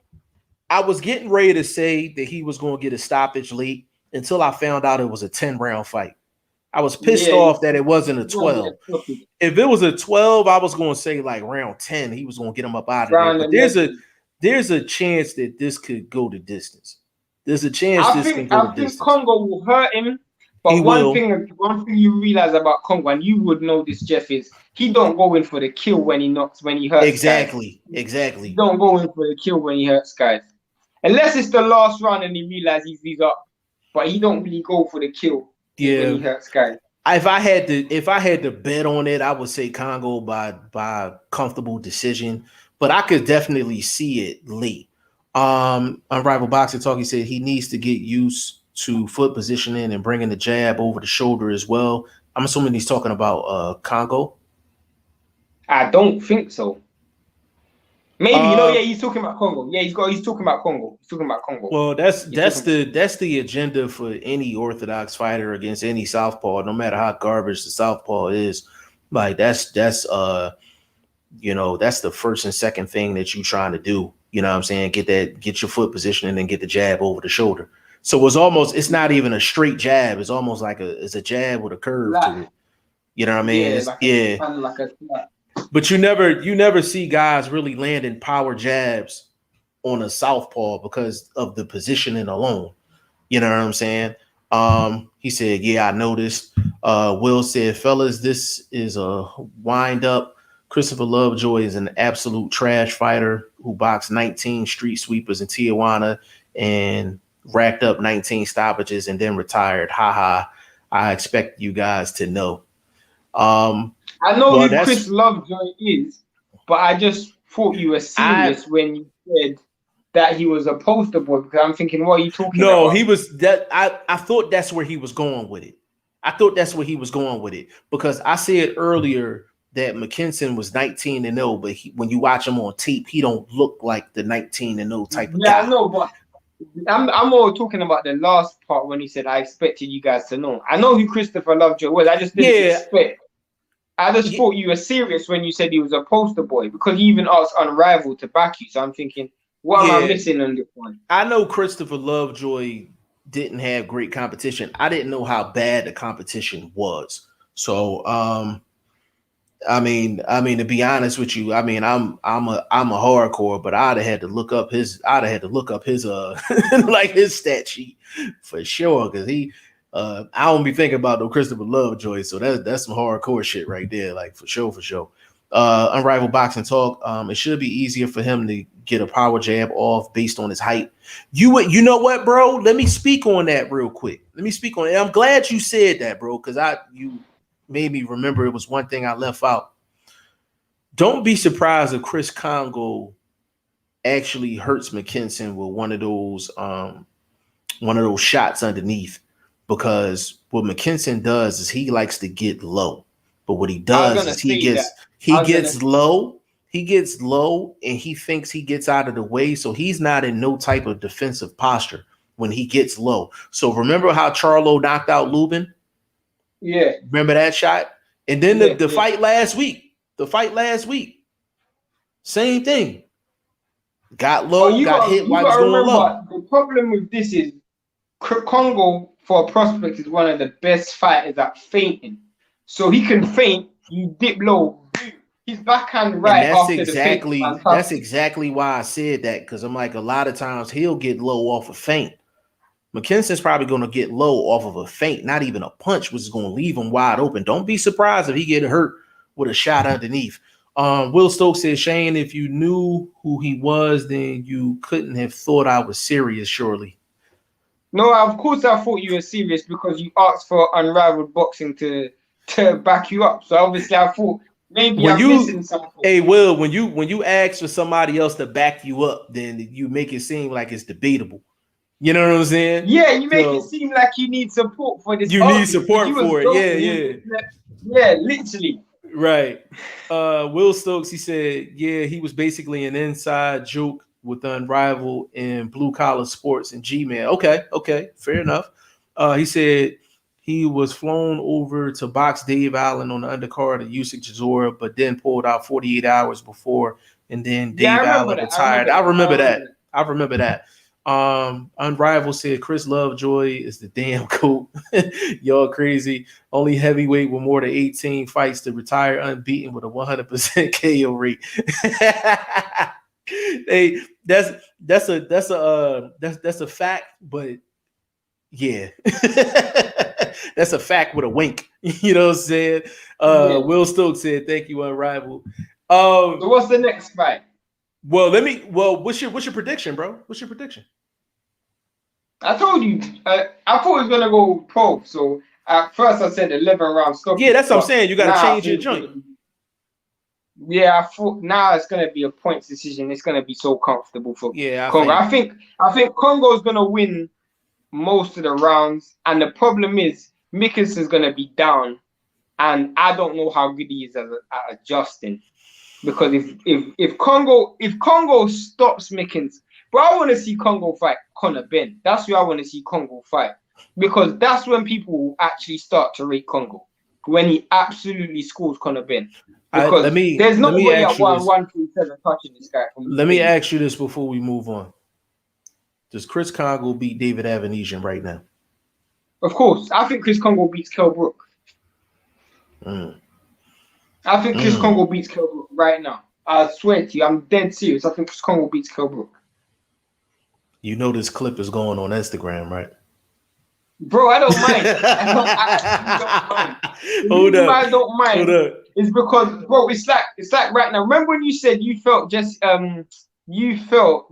and I'm not comparing Chris Kongo to Boots, but remember when you said Boots beats Errol Spence right now? Remember when you said that?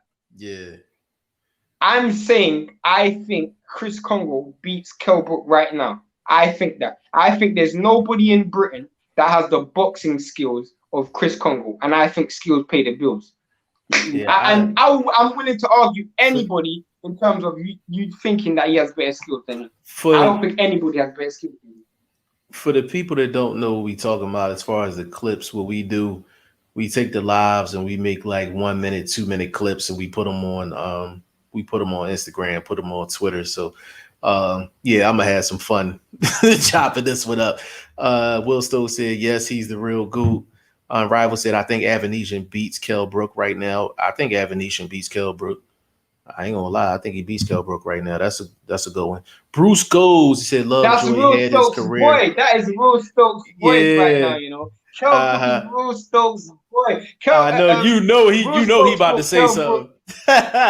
Yeah.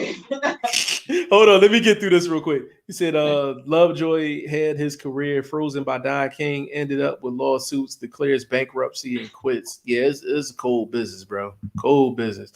English guy said Kongo would probably beat Brook, but not Avanesian. The reason why I say he beats Avanesian is because his feet's so much faster than Avanesian's. Avanesian will be walking. He gonna be walking in shots all night. Kongo wouldn't have to look for Avanesian, and Avanesian would have to go look for Kongo. And it comes down to who's more accurate puncher, and Kongo's the more accurate puncher. Listen, I'm so high on Chris Kongo right now. I think he would come in the States and hold his own. That's how confident I am in Chris Kongo. Will Stokes said, I got Whyte by KO, Cheeseman by points, Kongo points, Wardley KO, Pfeiffer points, Hatton points. No way. Pfeiffer's going to stop with. Pfeiffer will stop with. Yeah. Pfeiffer will stop with. I agree with Dillian. I disagree with Cheeseman. I agree with Kongo. I agree with Wardley. Yeah, I disagree with Pfeiffer. I think he getting established. I actually think Hatton probably gonna get a stoppage as well. So I'm kind of half and half with you on your picks. Will, he said, yeah, you got me raging over here, Shane. I know we do. I know Shane. What I'm saying is, Will Stokes thought Kell Brook was gonna beat Crawford. So this is the same guy that he said Brook would beat him on points. Avanesian's head movement is insane. Let me respond to that. Avanesian has good head movement. The problem is he has good head movement against a guy that's 6 feet. So Kongo got good footwork as well, and he's quick. So he's going to be chopping down on the shots. You know what I'm saying? So and Jeff says something all the time. When you're going from one end of the street to the other, you always have to cross the middle. You always got to cross the middle of the street. You always got to cross the middle of the street. And I'll never forget that conversation Shane and I had. I think we were talking about Sean Porter and Danny Garcia. Yeah. And we was like, how was Danny Garcia landing all these big shots? And I'm like, Sean Porter doing this and doing that. I said, what's the one common denominator? I'm like, he gotta go in the middle to cross the street. So Danny was just meeting him in the middle. He got to cross the middle at some point. This is why I like Kongo so much. Is because all his shots, most of his shots are straight. Other than when he reminds, and I don't want to make this comparison, but when he gets you hurt, he reminds me of Crawford. That's the only time he turns wide, when his shots are a bit wide. But when he's boxing, he's straight. Everything I actually think Kongo punches too straight. Like he don't punch. That's probably the one knock I have on him. He don't punch at enough angles, like different punch angles, for me. And I guess maybe that'll come with more training and things like that. But his shots are so straight and to the point. It's kind of hard to stop that with that height at that, at that weight. He needs to go chain with Kenny Porter. Kenny Porter will get him fighting at angles. Kenny Porter will get him right. Kenny Porter definitely. Remember when Kenny Porter he said Brooke might stop him, yo. Stop who? Kongo. Oh, no chance. Who was the last person Kell Brook stopped? Who's the last person Kell Brook stopped? Maybe like 3 years ago. Like 3 years ago. Hold on. If Kongo fights Avenetian yet, we can bet a friendly one. Absolutely. We can bet a friendly one. Absolutely. Oh, the loser donates to the winner's channel. Yeah. Let me know if that's a go, Unrivaled. Will Stokes, Shane, I really hope we see Brooke Kongo now, so you'll see how Brooke will beat him. It'll never happen. Brooke is still chasing Amir Khan. Can't get that It'll never happen, but I wish it would now. If it does, let's bet. Listen, I gotta get in on that. Hey, Will, can I get in on that? Bro? I gotta get in on that. Brooke is still trying to find that leading right hand that Crawford landed to drop him through those ropes. Yeah, that's crazy. English guy, Brooke is well past it at this point. That's another reason why I like Kongo in that fight. Okay, Unrivaled Boxing Talk said that's I want to see Kongo versus Kelly. Kongo versus Kelly. Yeah, Kongo beats the dog shit out of Kelly. That would be a good fight. That would actually be a better fight than Kell Brook. That would be a better fight than Kell Brook. Yeah, real good fight. Will Stokes said he is, but he still got enough to beat Kongo. Based on what? Based on what?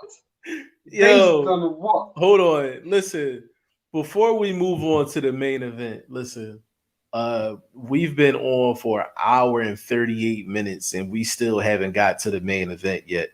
And I probably done laughed probably more in the last hour and a half than I did the whole day today.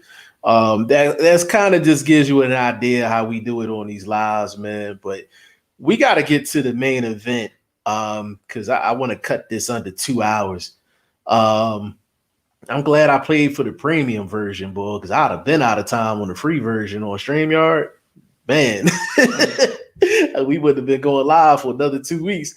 Dillian Whyte, Alexander Povetkin, the rematch is going down. Alexander Povetkin weighed in at 228.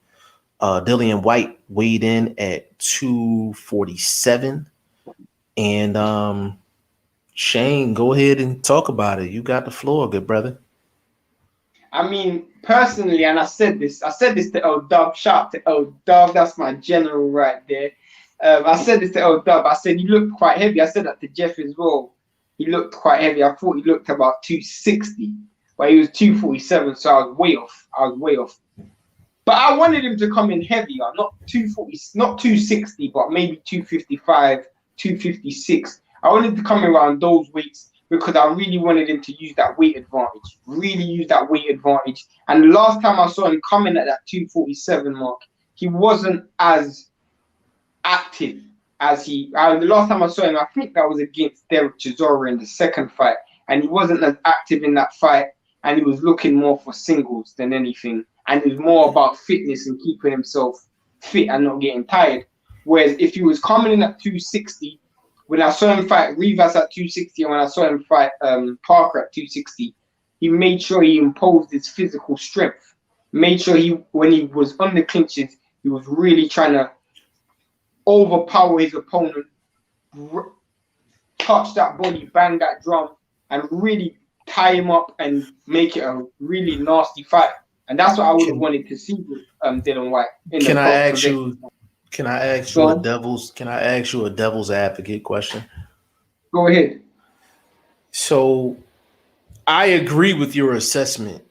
I think he could still do it at 247 versus 255. But my question to you would be, do you think he came in lighter because he doesn't want to incorporate that style because of what happened in the first fight? Well, he didn't try that in the first fight. So he but he got in trouble inside though. Getting it, but he got in trouble exchanging inside. There's a difference between exchanging inside and holding. It wasn't even an exchange. That's the thing. No, it wasn't even an exchange. Right hand, I got slipped and he got caught. That's what I mean. Oh yeah, well yeah, like it was but he was on the inside trying to make an offensive move and he just completely missed. Like it was. The difference with this is when he was fighting Parker, especially Parker and Rivas. Again, I was saying this to Padman. When you draw a line in that sand, every time, because Rivas is a fantastic inside fighter as well. You can't forget that he's a good inside fighter with quick hands. Mm-hmm. He drew a line in the sand again. Are you still there, bro? Mm-hmm. You literally look like you were frozen. But he literally, whenever Rivas tried to get up close, he literally either tied him up or made sure he gave himself a bit of distance. And me personally, I want to see him use that, because if he's fighting an old Povetkin, a guy who was talking about retirement before the fight, me personally, if I'm fighting Povetkin, I'm making him think about retirement again. So whenever we fight, I'm going to make this the hardest fight of his life. I'm going to pound him, I'm going to foul him, I'm going to do everything. But here's the thing, and I think people lose sight of this. People lose sight of how dominant Dillian Whyte actually was before the knockout happened. And I know we talked about that during the fight. It was a different type of dominant. Usually when Dillian Whyte is dominant, he's getting on the inside, he's roughing you up a little bit, like he's doing little things. This was probably the one fight that I've seen of Dillian Whyte where he was actually dominating the fight and everything was clean.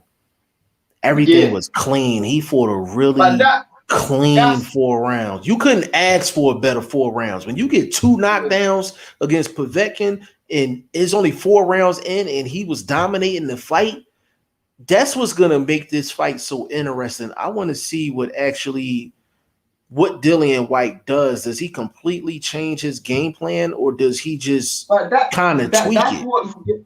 That's what you get from getting rid of Mark Tibbs, because Mark Tibbs, one of his most famous sayings in the corner is rough him up a bit. He always says rough him up a bit, get in there and rough him up a bit. And to me, he's not gonna do that. And I feel like I'm not saying he can't win this way, and he's winning clean the last fight, but I'm talking about the easiest way to win. And I feel like if you make this a nasty, dirty fight, Povetkin can't win this fight. Because I'm telling you this now, if you start banging the drum every time on an exchange, hitting him low, hitting him behind the head, wrestling him, after 2...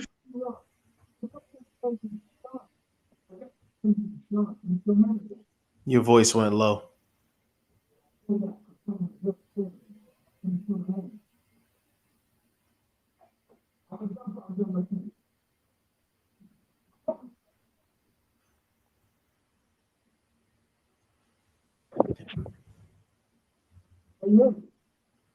It's still muffled. All right. Shane gonna jump out. I got you.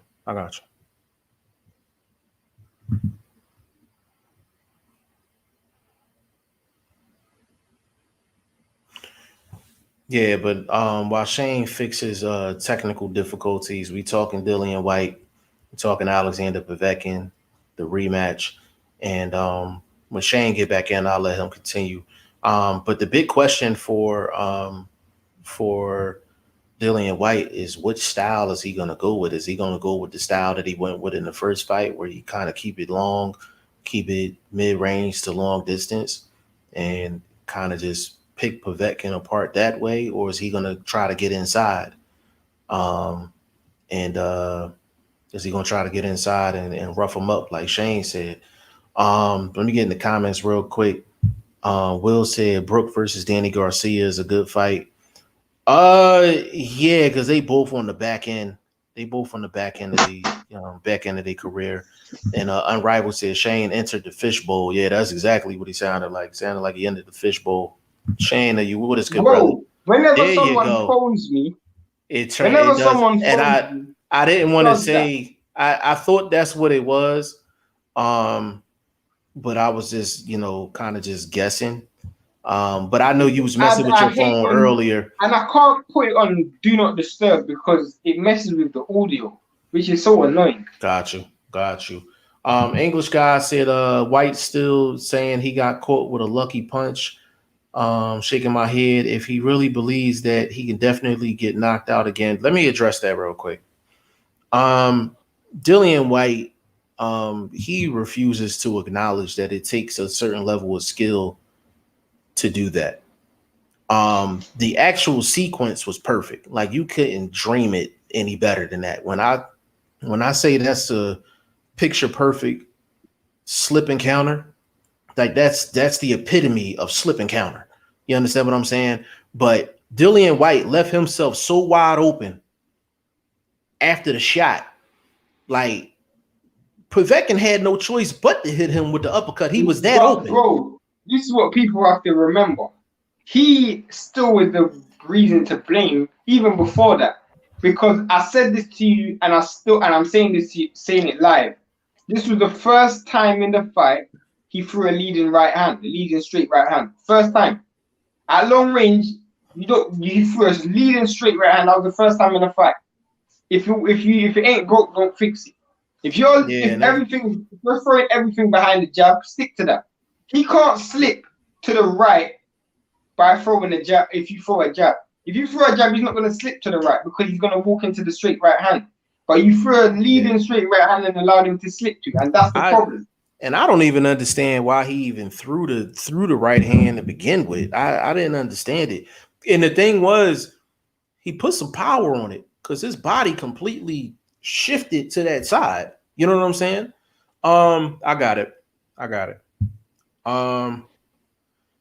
English guy said, he said he just needs to keep it range and smoother.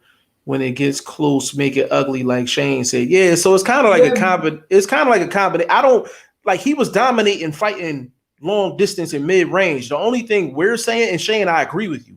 The only thing we're saying is when it gets on the inside, get down and dirty, rough him up. Because this guy's an old man. Make him an old man. He's not stronger than you. And a lot of, you know what he should do? A lot of pushing. He should push him. He should push him back too. You remember the Parker fight? And whenever he got in the clinch with Parker, there was one stage where he literally forced Parker over the top ropes like it was WWE. Yeah. Do that to Povetkin. If the Povetkin's engine is done, this guy, he's not going to want it. He's not going to want the fight because Povetkin don't like a physical fight. He's already this guy. It's damage limitation for Povetkin. Trust me, it's damage limitation. He knows that this will probably be his last day in the sun. So go out and iron him. Just make it so nasty for him. Test his willpower. That's what I would have done from the first round. Test his willpower. Rocky Rodriguez, big shout out to you. I know I've never seen you before. Go subscribe to everybody. We appreciate you jumping on. He said because he blocked a fake body shot. I'm trying to think exactly what he's talking about. The shot that the counter, but he didn't even look like he was blocking, to be honest. Yeah, it didn't look like it. Right hand. Yeah, like it didn't look like it. English said yes, Rocky. Povetkin has been throwing left hooks to the body, conditioning Whyte. He set that punch up the whole fight. I completely disagree with that. I completely disagree with that. I definitely disagree with that. Go ahead. Even if you say that, and the reason why I say I disagree with that, because even if you say that, Dillian Whyte wasn't throwing the straight right hand as a lead. So you can throw body shots, but if you're not throwing a straight right hand, you got to remember, if I'm side on and I'm naturally side on, if I throw a straight right hand, that's when the body shot's there.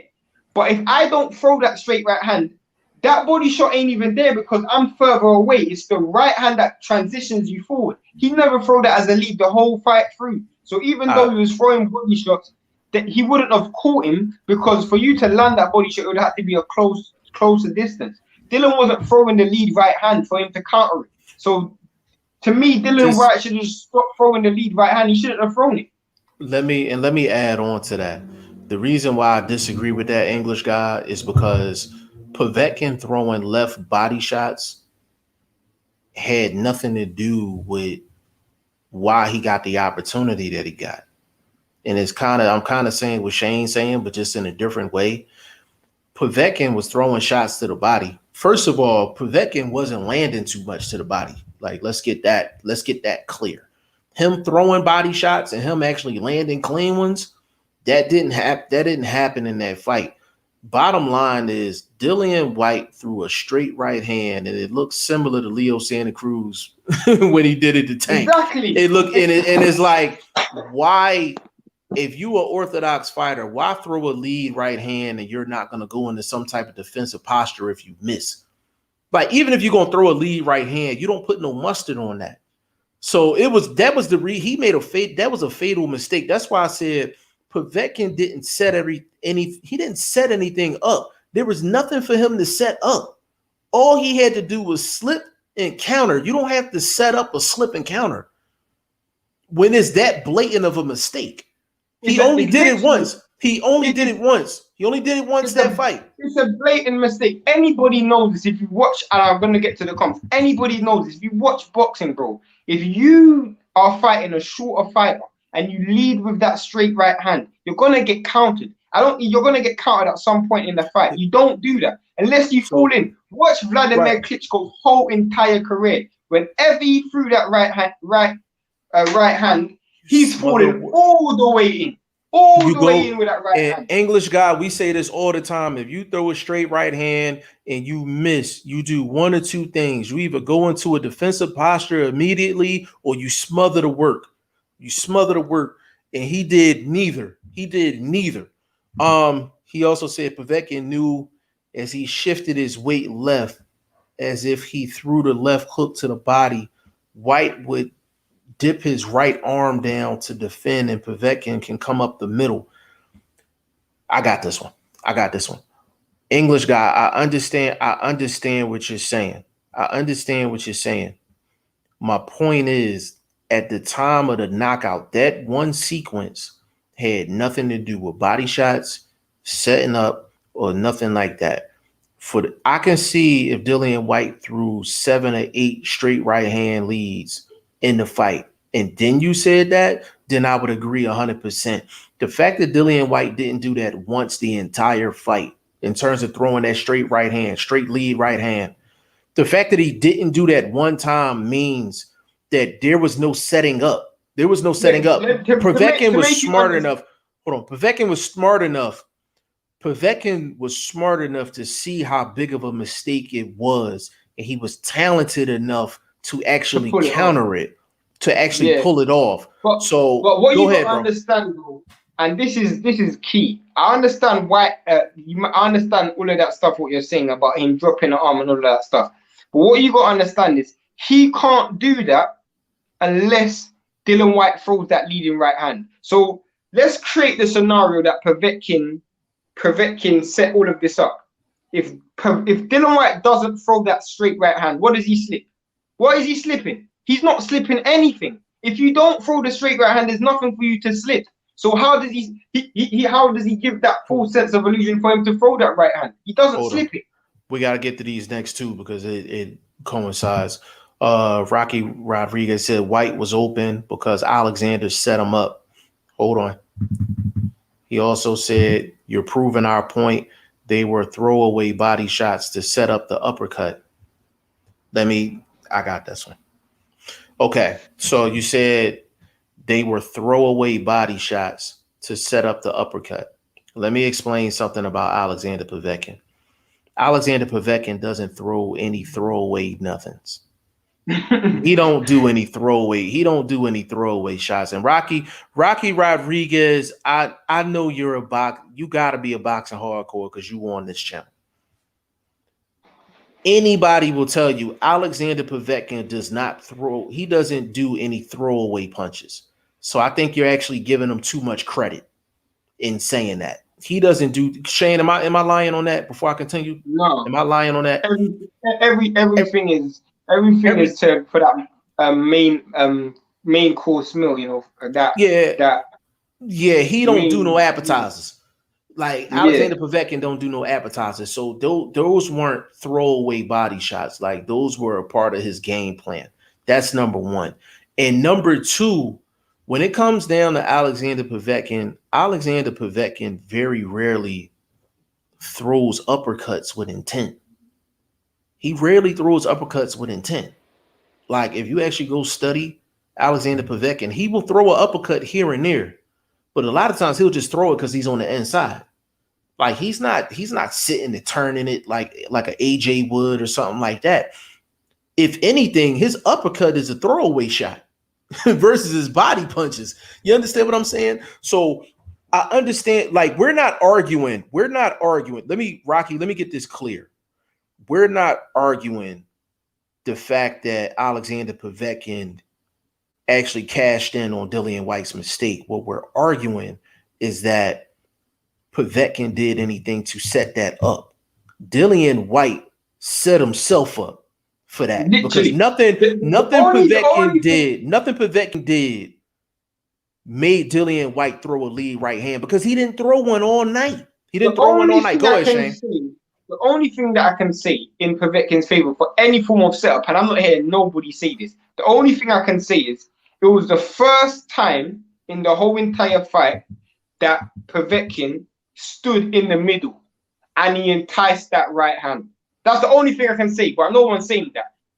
Because the whole fight, Povetkin was leaning to the right, left to the right. If you watch it, Povetkin literally stood still, waiting for the right hand, boom, boom. So that's the only thing I can say. But even then, Dillian Whyte doesn't have to throw that straight right hand. That's what I'm saying. He could have thrown a jab. And that's the point. That's the point that we're making. There's nothing that Povetkin did to make Dillian Whyte throw a lead right hand. That's what we're saying. Hold on. Bruce goes, that was a classic Teddy Atlas move. Mike Tyson used that same sequence many times, and Teddy trained Povetkin. Yeah. That was I mean, like I said, I'll tell you something. I'll tell you something again. I'm glad you brought up that Mike Tyson example. The reason why Mike Tyson couldn't beat Evander Holyfield was because every time Tyson tried to fight, Holyfield was meeting him in the middle. He smothered everything that Tyson was to throw. So again, this is my point. When you miss a shot, you gotta make sure you're smothering every counter. When I mean by smother, I mean throw that shot. Don't just stand there and act nice. You gotta fall all the way in. Fall all the way in. Yeah. Smother the work. Let me get these comments as they coming fast. English guy, it had everything to do with it. Povetkin feinted a body shot with the left hand to move Whyte's arms. We're gonna have to agree to disagree, lads. We're still missing our point, I think. I know. I understand what you're saying. English guy, what we're saying is the body shots was not the reason why Dillian Whyte threw a lead right hand. That's what we're saying. Let me give you an example. The reason. Boots fought someone the other day, yeah? Boots fought someone the other day, and they threw that lead right hand, and they fell in with it. But Boots had the craftiness to just shift his body and open up the counter. Povetkin didn't do that. Because Dillian Whyte didn't allow him to do that, because Dillian Whyte threw the right hand, and he stood there. So when he threw the right hand, you go bam, bam. That's what he did. Normally, someone like Klitschko, after they bring up Klitschko because he's done it his whole entire career, when you throw that right hand, you fall in with it. He didn't do that. And that's why he got knocked out. That's the only reason why he got knocked out. And the thing is, like, Dillian Whyte was so open after he missed that right hand. His face was literally like, hit me. Like that. What I'm saying is Dillian Whyte's mistake was so bad. There was no setup involved. Like Povetkin didn't need to do anything.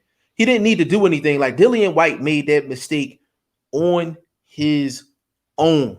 He made that mistake on his own. And the reason why I'm confident in saying that is because he didn't throw a lead right hand no other time during the fight. And to be honest, to put a stamp on this argument, Y'all mean to tell me after Alexander Povetkin got knocked down 2 times, 2 legit knockdowns, he was knocked down twice, hurt twice. He has enough wherewithal to still set that up after 2 knockdowns? Like, y'all giving him too much credit. Y'all giving him too much credit. The reason why I'm saying that is because, again, you have to think Povetkin has to assume that Dillian Whyte's going to throw a punch that he didn't throw in the whole entire fight to set up a combination that he didn't throw the whole entire fight. That doesn't make any sense. If you're saying the whole fight, Dillian Whyte and Povetkin was throwing body shots, so you're basically saying for the whole entire fight, Dillian Whyte didn't throw anything. He was waiting for it. So basically what y'all saying is that he got knocked down 2 times and was eating jabs and was getting dominated the whole fight just to wait for a lead right hand. That didn't come for 5 rounds. Hell no. For 5 rounds? Hell no. Y'all give me... I'm giving Povetkin credit for different reasons because he was good enough to take advantage of the opportunity. Not many fighters. Y'all are taking... Not many fighters had that ability, but y'all taking it to a whole nother level. My bro, Blaze Philly 215, he said, what's good, fellas? Dillian Whyte always wide open for that shot. Look at every time he's been hurt, especially in the Joseph fight and Anthony Joshua fight. It's his weakness. This isn't that hard. As far as Dillian Whyte being hurt in the past, yes, he's been hurt in the past because he's left himself open. That's the first time he's left himself open with a lead right hand and was just standing there looking stupid. So it's not, but Blaze Philly, you're feeding into my point. It's not that hard. He made a horrible mistake. But he does get knocked out for getting caught in that just between mid to close range. Right. He didn't fall in. In the reverse fight, he got dropped by an uppercut in that mid to close range. Because again, he doesn't do the right things. He didn't smother the work. You know who we can ask about that? We can ask Padman that. Yeah, I will. Tell him to watch that. We gonna come back to that. English guy, y'all remember how Tyson used to throw a right to the body and come up the middle? Yeah. Listen, English guy, we with you. Like we're with you. That. We understand what you're saying. Actually, we understand what all of y'all are saying. This is a matter of what type of credit are you going to give Alexander Povetkin? And we're giving him credit for taking advantage of the opportunity. Y'all are giving him credit as if he was waiting for a lead right hand the whole fight. And I'm like, you can't tell me that when he got dominated and got knocked down twice. You can't tell me you're not going to sell that. You're not going to sell that. Again, you're addressing the aftermath. You're not addressing the initial mistake. Address the initial mistake, which was the leading right hand. Nobody's addressed that. That's my point. You know what? Let me ask this. Hold on, let me get through these 2 comments real quick. Rocky Rodriguez, he said, that's interesting. I get what you guys are saying about Whyte putting himself in a bad position. And then English guy, he said, I heard your point and understand your reasoning. I simply disagree. It's all good. English guy, that's why we're here. We're here to talk boxing. That's what we do all day long. Let me get to this real quick. But you got another person, Vicky Bradley. You. Who won? The fight's tomorrow. I'm assuming you. Oh yeah, the fight's tomorrow, Vicky. And Vicky, welcome to the channel as well. Okay, so I'm gonna get on this right hand. I'm gonna get on this right hand thing, and then we gonna get to our predictions. So basically, and correct me if I'm wrong, Shane, but basically they're basically saying that because Povetkin was throwing body shots the entire fight, that was the reason why Dillian Whyte shot a lead right hand. Am I correct? Is that what they're saying? I think they're saying because Dillian Whyte, Povetkin was throwing body shots the whole fight, that he was expecting the body shot on a counter, so he dropped his hand and he got hit with a right uppercut instead. But I'm saying the initial mistake was the right hand. So how did he set up the right hand? That's what I want to know. How did he set up? I have to watch it again. I have to watch it again. I'm gonna get to that comment in a second. I see it. The one thing that I will say is and I gotta play it back. I don't even think it looked like Povetkin was even getting ready to throw a punch. It almost looked like Dillian Whyte threw the right hand and then he slipped the right hand and he just seen the uppercut was open. What I'm saying is when you have a scenario like that, when you slip and counter, if you watch any trainer with somebody in the gym, they teach you slip dig or slip uppercut. Like that's the basic 1-2. That's the basic 1-2. You just don't see a lot of guys actually taking advantage of it in a fight. But we're gonna get Coach Padman McGriff on, and we're gonna let him explain it. And I want for you guys to be on, because whether he agrees with you guys or agrees with us, we're gonna get an education regardless. From one of the best in the business. I'm saying I understand what all of you guys are saying. I do as well. I do. And the thing is, the reason why I said this is a great conversation is because they're acknowledging that they understand what we're saying as well. Yeah. But the one thing about this channel, bro, is that we can get a trainer on here to actually address any debates that we do have. And that's why I love what we got going on. Yeah, as I was saying, the reason what I just feel like we're missing is the fact that Dillian Whyte, again, I feel like you guys are talking about why Dillian Whyte didn't block the shot. I'm just talking about why Dillian Whyte threw the straight right hand in the first. To begin with, all I'm talking about. Right. That was the first mistake. Right. And I'm not buying that he threw a straight right hand because he thought a body shot was coming. If that was the case, he would have just blocked the body shot like he did all the rest of them. Like he never tried to counter. He never tried to counter. And this goes again to the argument. He never tried to counter the body shot. He just blocked them. Am I correct? Yeah. He just blocked them. Master Hand, what's going on? I've never seen Master Hand before. Definitely subscribe to the channel. We definitely got it cooking tonight. You guys seeing that Oscar is coming back July 3rd on Triller.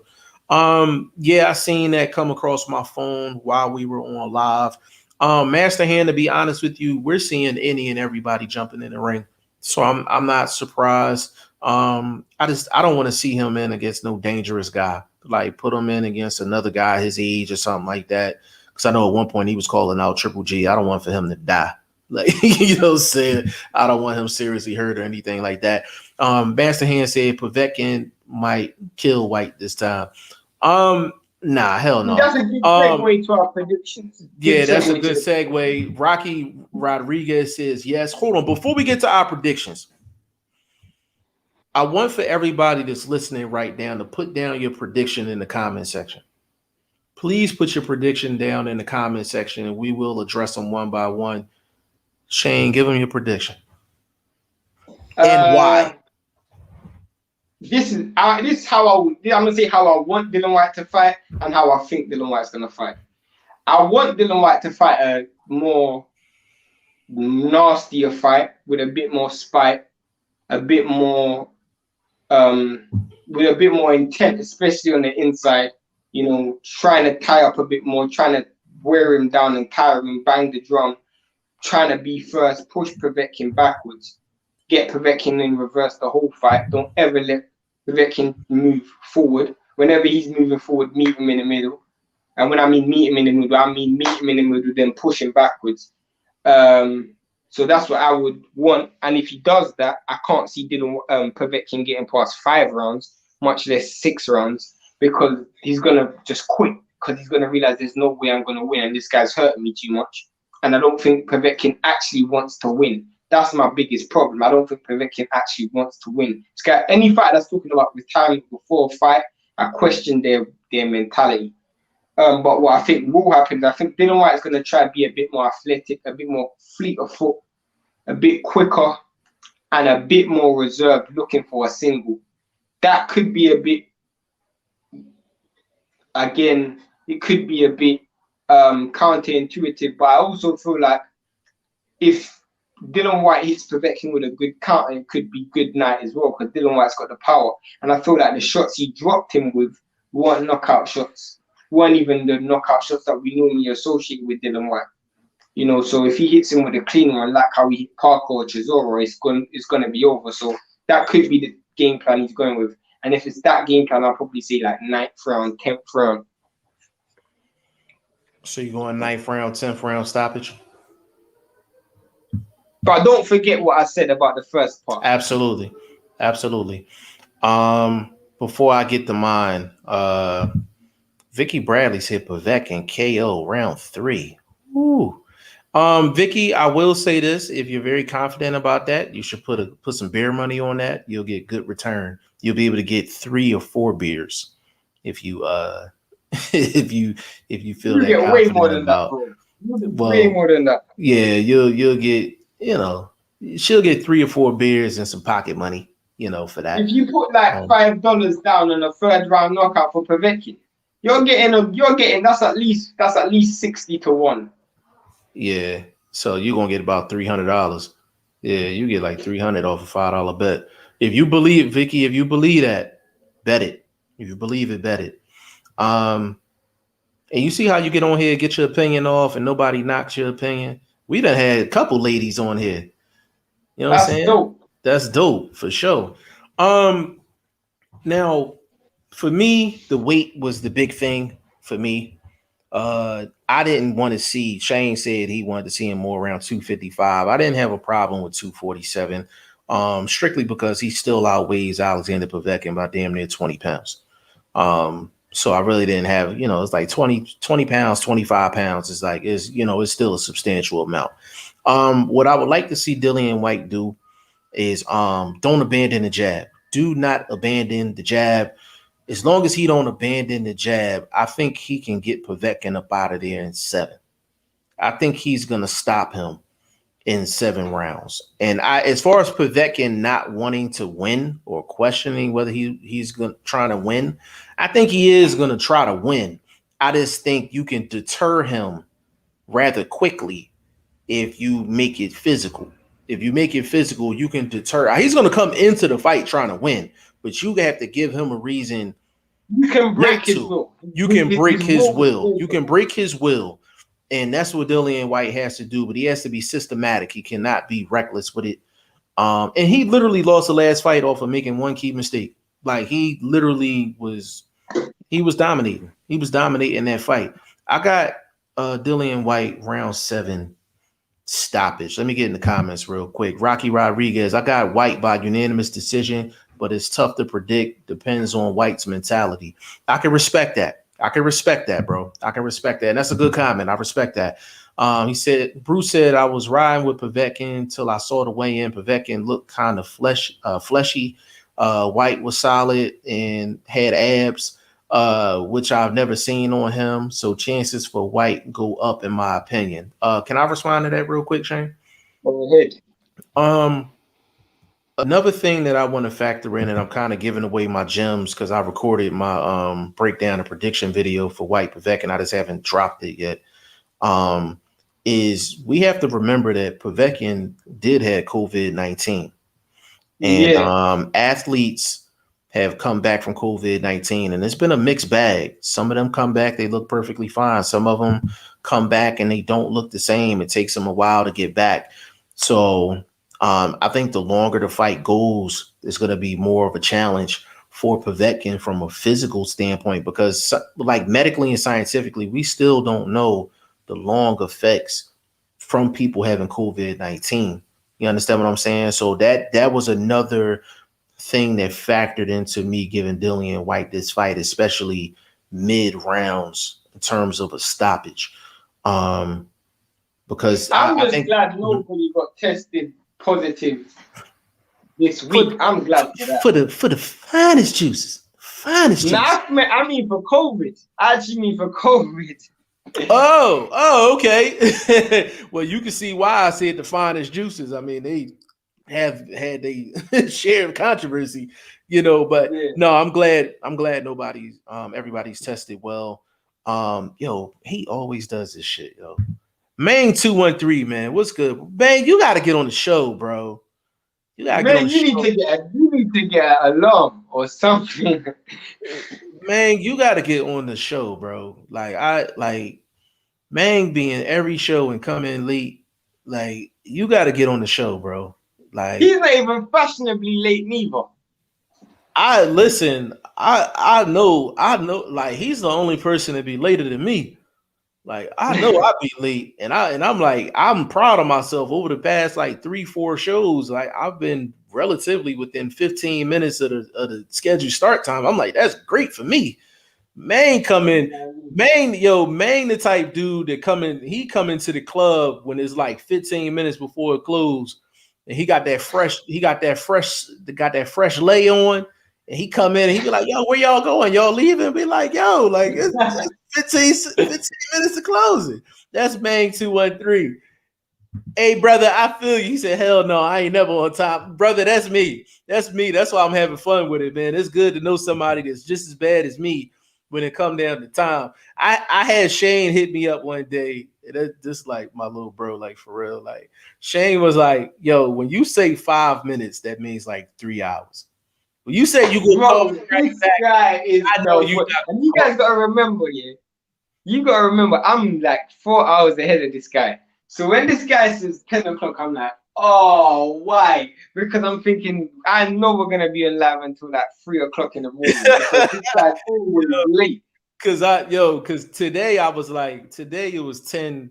I said 10:30. I think we ended up starting with 10:45. So we was. Yeah. I'm trying to get within like a 15-minute barrier. Like I'm trying to take baby steps. But I know on a serious note, I know that's very important for the development of this channel to be on relatively around the time you say you're going to be on. He says some of us just party all night. He said my real name is Chris, and it sounds like Jeff Tom is the same as Chris Tom. Absolutely, bro. Absolutely. I listen. My wife be like, she be like, you coming to bed? I'll be like, yeah, I'm coming to bed. She'll be like, no, you're not. You ain't coming to bed. It'd be like 8, 9 o'clock. She'd be like, what time you coming to bed? I'll be like, I'll be up there in like an hour or something. She'd be like, I'll see you at 2, 3 in the morning. I'll see you at 2. So it's not just Shane. Like Jeff is the worst. Jeff is the worst. It is like it's crazy, man. It's really crazy. But I'm on, like when we've had guests, I'm on time. Toriano was on, I was on time. Padme was on, I was on time. Like I'm like, it's crazy, man. It's funny, but it's something that it's something that I'm working on, man. But man, this live has been absolutely lit. And I definitely hold on. She knows you. Yeah, she knows me too well. Like she called me during this live and I didn't answer the phone. I know she probably was like, I know he ain't answer the phone because he probably on live with Shane. That's probably what she said. So the thing about this show, like, first of all, we got to give a shout out to Unrivaled Boxing Talk. For sharing this. I'm gonna try. We're gonna try get him on the next live, definitely. Yeah, I have his Instagram too, so we can definitely make that happen. And them dudes is all about boxing. Like they be in Facebook message boards talking boxing. Like they talk boxing all day. Like, you know what I'm saying? Like all day long, man. He said, go get it, fellas. I just wanted to check in. Hey man, we appreciate you, brother. But we're gonna do a roll call real quick. We got Mang 213. Big shout out to you, Bruce Goals, Rocky Rodriguez, Vicky Bradley, Master Hand. Big shout out to you, English guy. My bro Blaze Philly 215 was in the building. Who else we got? Talk, Will Stokes. Who else we got, bro? Slurvin. Keep going. Eric Rosas, yeah. D Hodges. Who else? Gerald McClellan. Yeah. Who else? I think that might have been it, bro. We had the girl channel from Liquor. Oh yeah. Fistiana. Yeah, Jack C. Who else? We got English guy, right? We say English guy, right? Yeah. English guy. And my bro in Stay Ready Boxing. Stay Ready Boxing. Oh yeah, Stay Ready. Stay Ready was on like when it first started. But yeah, big shout out to all of you guys. I'm not gonna lie, I wasn't expecting this live to be this lit on a Friday. I say this all the time. We're not gonna be on for 2 hours. We're not gonna be on for 2 hours. That be the actual like that be the sticking point. Like, all right, we gonna keep this under 2 hours tonight. Yeah.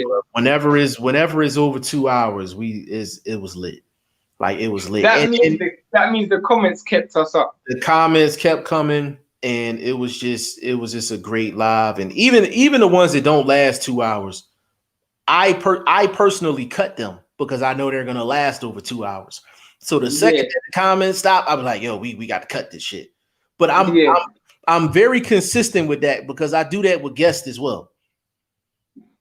Like Padman was on with but this is what people, I'm like, people have to understand, like when we interview people, like you get like 5-15-minute interviews with people, we are on live with guys for minimum 45 minutes. Hell no. Like and I wanna shout out BoxingFirst Vlog for this. He I'm going back to the Toriano thing real quick. So they literally had an interview for probably about like I think it was about like 25 minutes. And I remember BoxingFirst Vlog was like, yo, I just want to do like a 10-15 minute interview, like get him in, get him out. Like that was the thing. But he didn't, that was his first interview. I said, yo, bro, I said, you're going to interview him for at least a half hour and then cut it down to, 10-15 minutes, like editing. So he didn't understand that concept. Like Toriano will stamp this. BoxingFirst Vlog has stamped this. After the interview was over and I told them I stopped recording, Toriano literally told BoxingFirst Vlog, he said, I know this was cool and all that, but he was like, let me know when you want to do a real interview so we can really sit down and chop it up. That's exactly what he said to him. Yo, like people don't realize when there's good conversation, time don't matter. Literally, bro, it's what you gotta understand. We're talking boxing.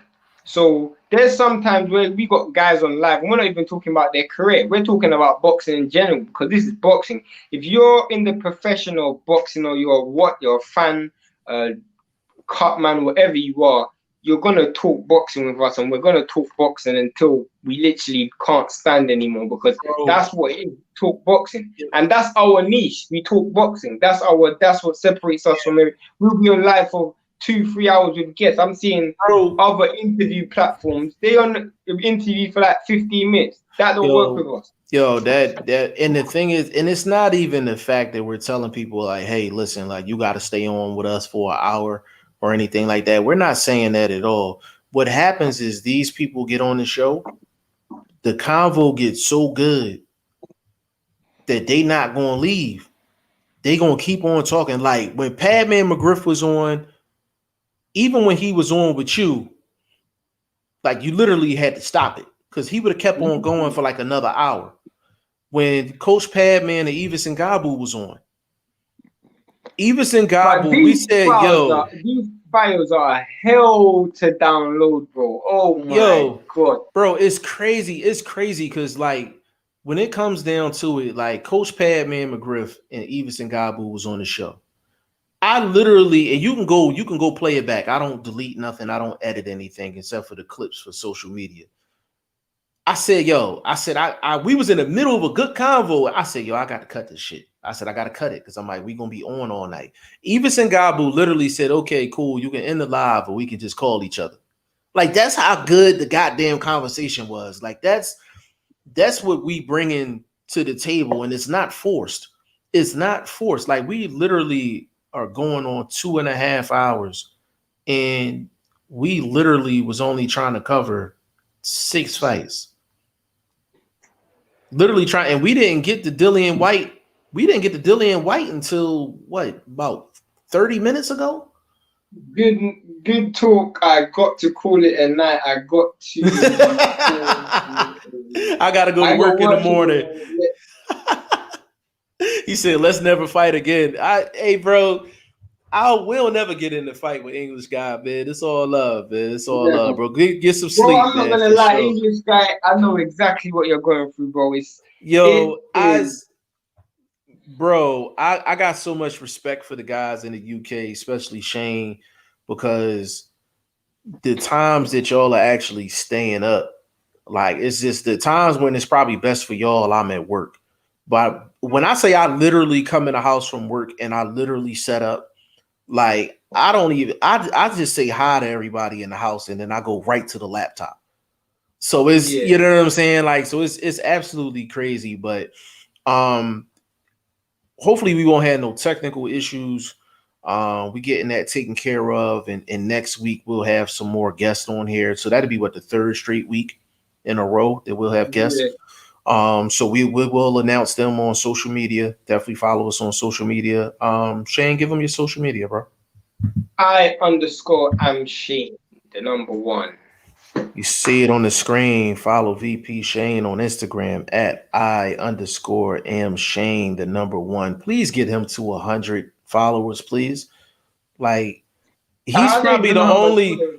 I think you got like 90. I track that type of stuff. I think you had like 89 or 90. Like, we got to get Shane to 100. You know the thing that's funny? Shane got 89 followers, but all of them important. Like, all of them are important. Like, they're either important people or they're like important fighters. Like, it's crazy. I never seen nothing like that.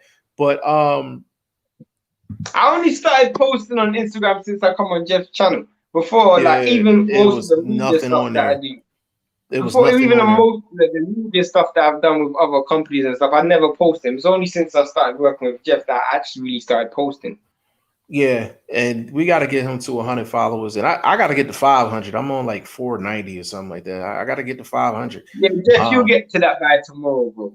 I hope so, man. And then we got a big shout out to the general, BoxingFirst Vlog. I know he checking us out right now, man. That is his link to his YouTube channel. His YouTube channel was almost at 600, which is amazing because his was at 100 at the end of December. So his growth is crazy right now, and he's only going to get better and better. But big shout out to BoxingFirst Vlog. You know, we miss you over here, good brother. You know, the lives ain't the same without you. You know what I'm saying? So hopefully you'll be able to get back with us on a regular basis soon. You know, we'll be able to work something out. And you can find me all over the place: Twitter, Instagram, Facebook, G5 Jeff TV, all across the board. And we got another late one. Gator 57. Gator 57, bro. You know what? I'm gonna drop something on you, Gator 57. I was actually invited to cover that fight in Dubai. I was invited to that fight. That's how big the movement is going. Shane, personally, I'm not gonna take any credit for that because that was all Shane. Shane was invited to the Carl Frampton Jamel Herring fight. And for the people that don't know, that fight is in Dubai. That fight is in Dubai, so it's not around the corner from his house. You understand what I'm saying? Gator 57 said, yes, sir. Yeah, it's and that just goes to show where we're at with it.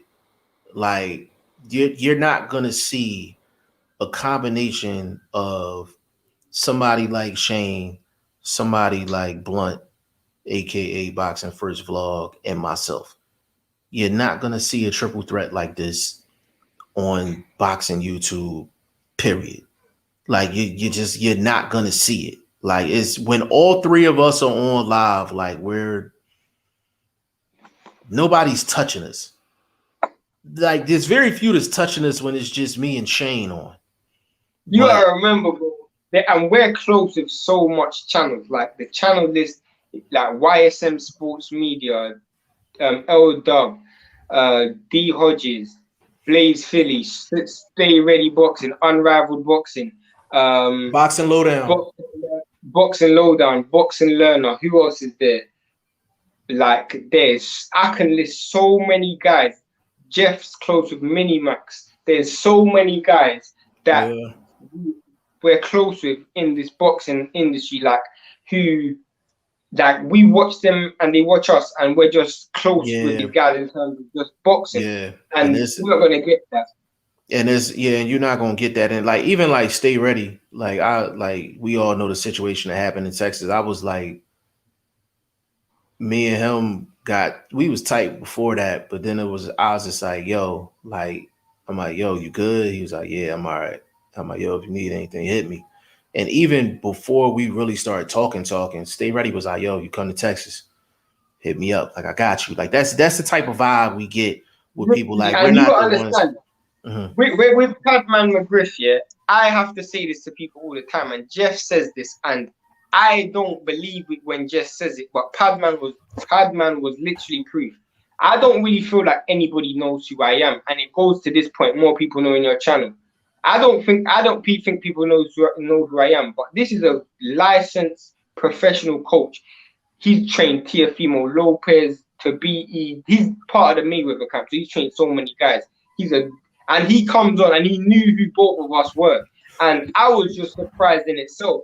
And if you listen to the way Coach Padman speaks to us in the term of rapport and relationship we have, I've only known this guy for 2 weeks. And the way he treats me is like he treats me like I'm his son. So the respect that I have for this guy, I won't get that if I wasn't doing boxing and I wasn't in this boxing and it wasn't authentic. If it wasn't real, these guys wouldn't be talking to me like that. For Gator 57, dumping on an English guy to be whatever time in the night it is in England and still be alive. Like I got respect for all this. I got mad respect. He said Frampton been having injuries with that same hand too. Yeah, I'm concerned about that hand. I like a couple weeks ago, probably a month or two ago, I'd have been like Frampton's winning that fight, but I'm actually debating.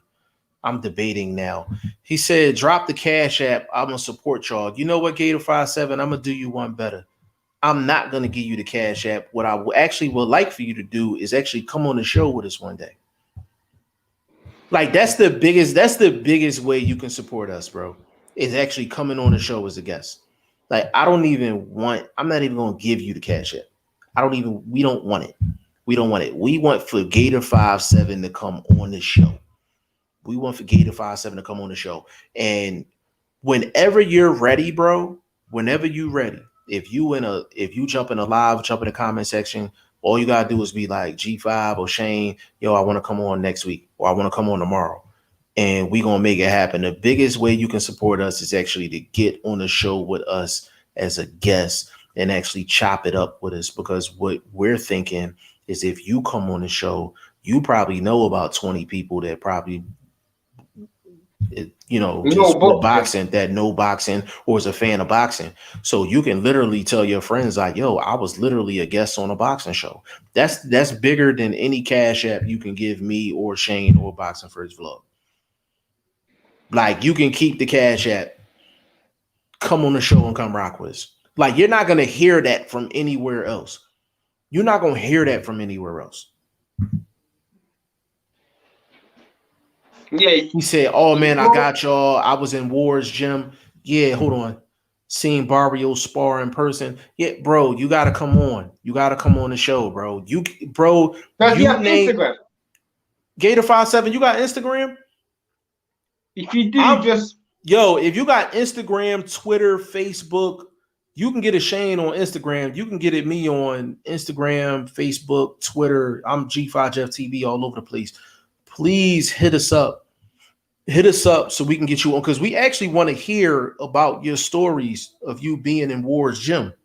If you seen Barrios fight and spar in person, we want to hear about that. Like, come on the show and come talk to us about that. Like, we want to get people's experiences in the sport of boxing. But hold on, I want to point this out too before we go, Shane. He said more people know on your page now. That's a fact. Like that's a fact. You know what I'm saying? Like that's 100% facts. And sometimes, and I tell Shane this all the time. I'm like, it's not about how many people watching, it's who's watching. You know what I'm saying? And we have very important people that actually watches the live, and more so Shane than me. You know what I'm saying? But they're following Shane around, and you would think somebody got under 100 followers on Instagram. He has very important people. It's very ridiculous because people. I swear I literally can promise you, like when I was telling you, when I sent the invitation to Jed, so it's not even me lying. But when they sent me that invitation, I was so surprised because I haven't done like hardcore media work in 2011. I've just been working with Jeff. So literally, I was surprised, bro. No, I'm not on the gram. How do I do the live on here? It was for the fight. He fought something. What you could do if you're not on the gram and how you get on live with us is you have Twitter, follow Jeff on Twitter. If not, comment on this video after the video is done. Comment on this video. Do you have a hold on? Do you have an email address? Oh yeah, he should. He's got a YouTube account. So he got a YouTube account. So yeah. So hold on. Hold on. I'm gonna put. Hold on, Gator57. I want you to jot this down. We can.